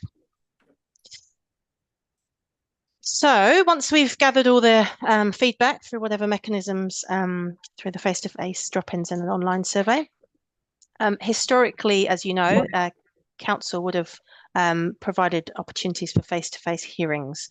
So that's when people can come along and give more feedback verbally to support their written submissions, whether it be as individuals or as organisations. Again, these are a really effective way to really listen to people and what they've got to say, but we need to think about the practicalities of the timeline that we've got to adopt our plan by 30th of June 2024. So the proposal that Mike and I are putting forward is to hold formal hearings where individuals or organisations can meet with panels to verbally discuss their feedback, but making it clear that's only really an option for those who have indicated in advance that they wish to do so, rather than a drop-in type session. We could also think about running these sessions concurrently. So, we can have multiple panels set up depending on numbers of people that need to come through, and making sure that we run those with well-briefed panels. We could run those face-to-face or indeed extend them online. That would be our preferred option. We could alternatively look at running group sessions where you bring together people that are interested in a particular topic, potentially online or face-to-face. That's quite tricky to coordinate, and people might not feel as comfortable putting their thoughts across in front of others, but that certainly is an option as well. Mike, is there anything you want to add there? There are 3 options before we open that up for feedback. No, thanks, Sarah. That's good. Okay, well, no doubt we'll have some questions. Hands waving, yeah. Yeah, Councillor Laws, I understand, has excellent. Hi. Hi. I guess the question, this is a question, it's not a discussion, so I'm not contributing, I'm just asking to clarify. I'm still not quite clear of how you intend to conduct the consultation. Now, I think I've picked up, and you just clarify for me, please, that you're going to meet make a variety of what I call traditional communications through community newspapers, advertisements. I don't know if you've got a leaflet drop there at all. And then you're going to also augment that, or at least complement it with digital radio. I guess that's it, really. That's pretty much covered it. And then you're going to target federated farmers, forest and bird, mana whenua, and they're a separate group, and just because you want to get quality submissions from them. Have I got that right? Somewhat. I'd also add to that, you talked there around, the traditional channels in terms of generating interest, advertising, radio, newspaper, etc. With the LWRP, I think the value was communications were very clever at providing enough information that people could really understand it, rather than just a teaser in an advert, come along to the LTP. We want to make it really clear to people that there's information available up front, so they're coming along more informed than just a... Well, that's but that's the question I've got. How do you intend? You'll essentially have a summary document of what's in the long-term plan. Yeah. But I'm interested in how you're going to deliver that summary document to ensure that the folk actually understand what they need to be talking about. And I imagine everything from the affordability of rates through to the schedule of programs or policies, through to priorities, through to we think you might have missed this. How are you going to ensure that they have an understanding of what's in the long-term plan, a horrible document, only created by bureaucrats for bureaucrats, into a way in which it can be understood by the general population? Yeah, that's a good question, and certainly, if not harder, it was quite challenging with the LWRP, which was very technical content, and I think the way that communications handled that was strong. They looked at they did do some videos, which I think some of the councillors were in, which were just sort of bite-sized chunks, but the more detailed content did sit on the website, and there was more an accessible language, sort of simpler to read, plain English type piece. And then if people wanted more technical information below that, that's when they could dive in and get all the detail that they needed. So the response, Michael, is that it has to be multifaceted depending on what people want, but it has to be there in its entirety. But I think there has to be some easier to engage with plain English artifacts as well that people can. Well, does that mean you're putting out a summary document or leaflet that's available, for example, to every home? I'll have to ask Mike's opinion on that as well, but I don't think we were intending to drop a leaflet in every home. I think we were trying to push people to the online option. But I'd oppose you totally. Okay. The reason managed to stuff up the online census for the last one and the one before, completely stuffed up. Doesn't understand that there are a variety of people who best communicate and read on written material. That's the way they've been raised their entire lives. Good God, even the better schools are going back to going offline learning at the moment. Surely we need written material that people can tangibly hear and read at their leisure. So I'm just going to jump in because we have a paper today on engagement methods and preferential councillors' preferences for how we choose to engage through this long-term plan process. Secondary to that, once we get that direction today, Joe Gaylor and team will be bringing a communications paper to the next council meeting, which is an action on the key milestones document LTP that sets out all of the communication steps that will be undertaken to complete the engagement approach that you direct us on today.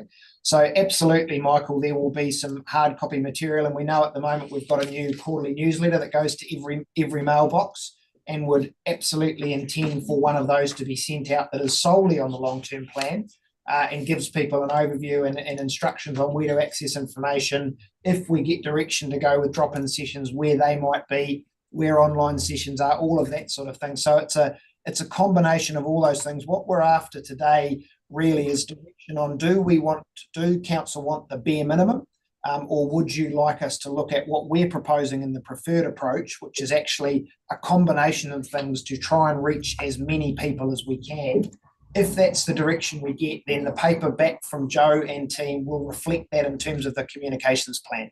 Cool. I understand now. Thank you. Well, certainly the more the better. We've only got one chance every 3 years. It's our job. They're the people who pay the rates. We should try and make sure that everything is consumer friendly. Right. Okay. I've got Kate Sickles who'd like to move when the time comes, but Alan, you had a question. Yeah, thank you. Look, and part of this is about looking to gather wide public participation and ensuring diverse input. And Sarah, you had referred to diversity of groups. I suppose I wonder, how can we, or have you been able to identify those groups we really never hear from, so that we can find a way of getting out at them, because that would be a way of wider participation and more diverse input. Yeah. And I think in a region like Otago, these rural communities are particularly sometimes hard to connect with. I think the youth is a really interesting one, given the potential change in the voting age, how you capture those people as they become citizens of having an input on people as well. So I think the other leg to this stool, and Mike will be able to add to this, is the work with the strategic stakeholders as well. So I think there's a combined approach where we can identify who the challenging to get to communities are. I'd just like to make a quick comment on that. I think that's completely wrong. I think the rural communities are way easier and more organised to get engagement with, as opposed to urban communities whereby we basically get zero engagement. So I think it's understanding. This is why we have to make sure that we have solutions for Otago's demographic. Not other areas. I think when we know the content a little deeper of where the impacts will be as well, we'll determine where the focus would be. Alan, I guess just following up on that, and maybe this comes in the next paper, but it seems to me that a possible approach, and it's referred to in here about using or working through the networks of existing groups, but maybe it's even more than using their networks, but working with existing groups on their holding a meeting, hosting a meeting for us. But maybe that's scope of the next paper. Yeah, it is. I agree. I think wherever we can rely on existing groups rather than call our own thing is certainly a preference. And there are some incredibly strong networks, absolutely, in the rural space, probably for regional councils much stronger. And there's some gaps in the urban space. We need to have a very careful think about how we fill them. And I think using existing networks is the best way without us going out and trying to create our own network. But that will come through. Again, if we get some direction, we want to go down that path, then how we do that. And the team are very good through the communication space of understanding where those groups are and making connections with them. Elliot. Somewhat similar questions, so feel free to say if this is more in scope for the next part. But I'm just wondering if those communications going out more than the minimum, the preferred option takes into account the accessibility stuff. Are we putting out something in sign language that can direct people to resources better, that kind of thing? Yeah, so that's getting into the communications plan. But yes, that's good guidance in terms of what you're expecting to see, for sure. Yep. Lloyd. Coming from myself, I think the key to engagement is to find the groups that have an interest and are prepared to, and have an interest in the plan and are prepared to promote it to their people. So we need to be looking at stuff like the catchment group network, obviously, because that's where I come from, more so than the industry groups. Groups like Lions, Rotary, your urban groups, exactly the same. If we can get, we actually have to get the groups to understand about the land and water plan before we can sell it to the public. Does that make sense? If you want to get we can just do what we've always done, and the same people read it. We want to get more people to get involved. We have to get more groups involved to sell it to the people, because we can only sell to the people we can't increase our market share, or the people are going to read our stuff. So we got add stuff through other people. So you actually, the success of communication is when other people are talking about you, not when you're talking to other people. So yeah, so I think that's your brainstorming stuff right at the beginning as to what groups do you target to disseminate the information through. Hey, thank you, Lord, for questions at the moment, but that's certainly been taken on board and will be no, that's all right. It's been a long day too. So I'm just going to check if there are any other questions. So one question from me would be, we've got 3 recommendations, but could there be a mixed match of 3? I mean, from my perspective, if we move an option now, then we're either debating that one option that either gets accepted or not. But from past experience, I don't know, I really like the drop-in sessions. They are incredibly time-consuming and costly. If we have a very robust comms process that puts out some very good detail, whether in paper form and has the information available, then my preference would be we go to a hearings process. That is then a hearings process of all councillors. That is sort of one activity that's full and final, and people possibly feel more engaged by approaching all councillors with their submission. So that's kind of where I'm saying. So yours is a mixed approach, but we've got Kate moving. Sorry, you need to outline. Well, I was going to do the proposed, what I was taking from this is that we've got a proposal to develop the proposed, I did look at this, proposed approach. And it was what I was going to remove. I think, I don't, yeah, I had understood, yeah, you raised a good point because I. So the paper has 3 preferred approaches under those headings: 3, targeted community, engagement on the consultation document, and engagement on the feedback received. And we've highlighted what we believe our preferred approach is. Take on board what Gary said, that it is time consuming to do drop-in sessions, and we certainly had a good discussion about that. I guess to Michael's point before, we get this chance to build our 10-year plan once every 3 years, and it's a really good chance for us to go out and have those conversations. There's things we can do to try and help with that. Can we align some of our sessions with TLA drop-in sessions where we gather a bigger group of people? So there's some smart ways to think about it. But on balance, we felt, which is reflected here, that having that on the table for our plan is the preferred approach, but absolutely accept, there are alternative views to that. I do agree. I think the betters the process. But it's a balance. Yeah, it's a balance. All right, so sorry, gonna need somebody to move something. I'm happy to move, I'm the preferred approach. I'll second that. Proposed approach, sorry. Yeah.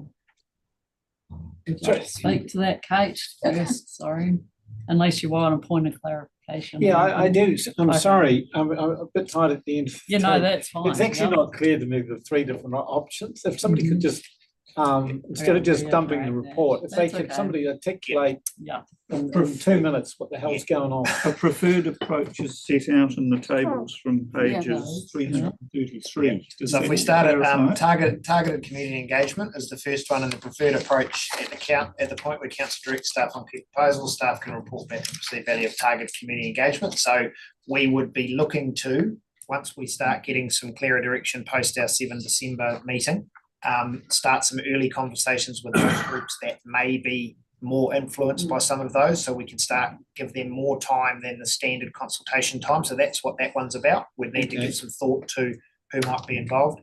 Engagement on the consultation document, the preferred approach includes face-to-face and digital. So it's a wide range of actions that will be taken to do the consultation.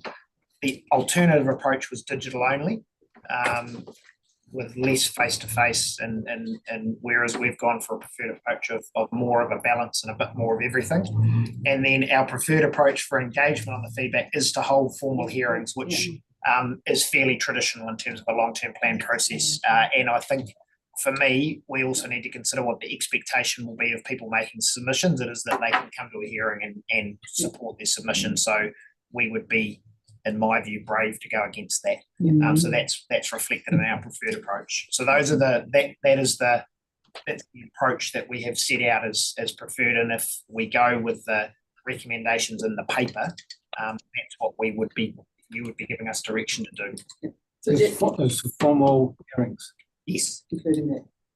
Can, Madam Chair, I mean, is it possible to do a hybrid? That's kind of what Gary was saying, was it? It was just down to were we going to achieve what we're hoping to achieve by having the drop-in session stage of it. Oh, right. Yeah, Do we know? Gary's was more around the Oh, drop-in yeah. consultation. Brian was going to raise something about the hearings. So, Oh, yeah. I mean, it's the way forward to do the drop-in, so there's the communication, but still have a formal hearing. Is that one of the options? Yes, that is the that is Sorry, my motion, no, it's actually that we take the preferred approach. So I had understood what Rich was going to with us, and I was quite confused by the questions. But I think the problem is the recommendation is that we have to put preferred approach in there.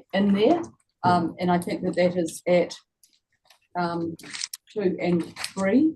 Two, preferred approach. And that then ties into 333, page 333 onwards. Yeah. Just Yeah. make that explicit. Yeah, thank you. So, sorry, is that's basically table 3 preferred approach, which we just went through. Yes. Yeah. That's right. Yeah. Where we refer to that table. It's difficult having proposed and preferred in here in the report. So Sorry, I it's was table 3 talking to preferred the- approach. Yeah, that's what it is, because that page 333 doesn't have the final wash-up hearings. Kevin's got his hand up. I was. Okay, sure. I understand that. I think you can speak to it. Oh, now and then even Kevin's I got his think hand up. But do you want to reserve your right to speak to the end? I would. No, I want. You're down now. Okay. Yeah. Off you go. No, is that a question that Kevin's got, or is he wanting to speak to it? Yeah. Oh, sorry. Yeah. No, I was just going to get the chair to put the motion. That was all. Sorry. I didn't. Thanks, Kevin. I thank you. It is clear that this has been presented by a whole lot of people doing a lot of thinking, and I really welcome that. I think that our comms and our engagement at times in the past haven't been great, and I want to thank the staff and all of them who've been involved, including the consultants involved. I reflect on our current consultation and the worth of drop-in sessions and us taking notes, and that being the consultation and the feedback, that trying to get everyone to have to sit down on a computer and write stuff or even to present is tortuously hard. And I like the fluidity of how this has been presented, really. I think we can do it as people want to give their feedback. So I'm really grateful for that.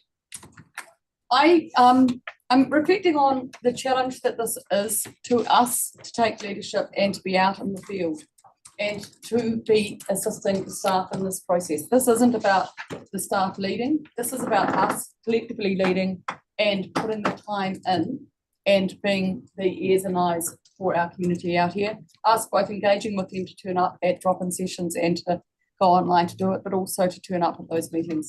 And I think it's a huge challenge for us all. It's going to be a really busy time of the year for some of us on the land, and I'm sure equally those returning to work after long holidays. Or, I mean, whenever we do this, sorry, there's going to be further down the line. But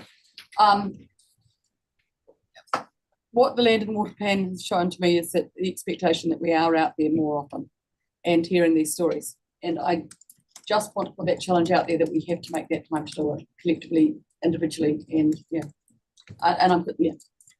It's the only way we can do this really well. Elliot. Back to that, everything Kate said, and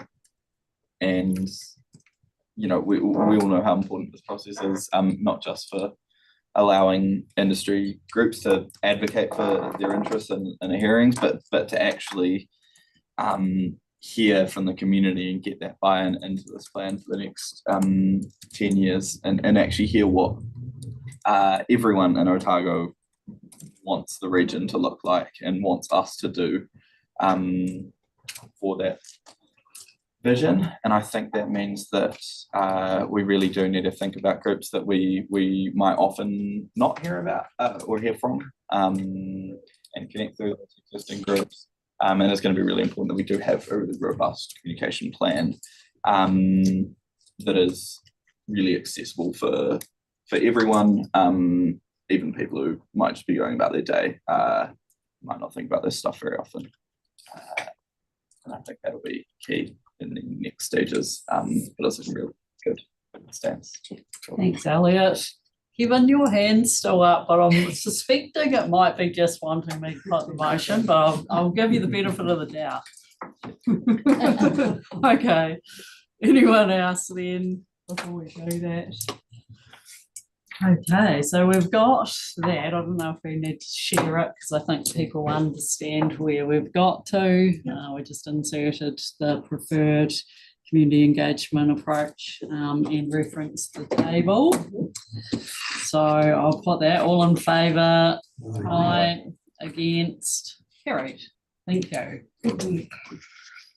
Okay, we have still got needing to move into public excluded to consider minutes, isn't it? Yeah. And then the intention would be to release those, but if they need to be redacted, they do. That's right. So Yeah. there were 3 items. So we need to move into public excluded just to adopt the minutes in full. But there are elements of those that will be released immediately once we've redacted the piece we need to for the minutes. Have to move. Okay, seconded. Yep. Councillor Forbes, all in favour. Aye. Against, carried. Thank you. Sorry, I have the paper, but then I just need to get into this.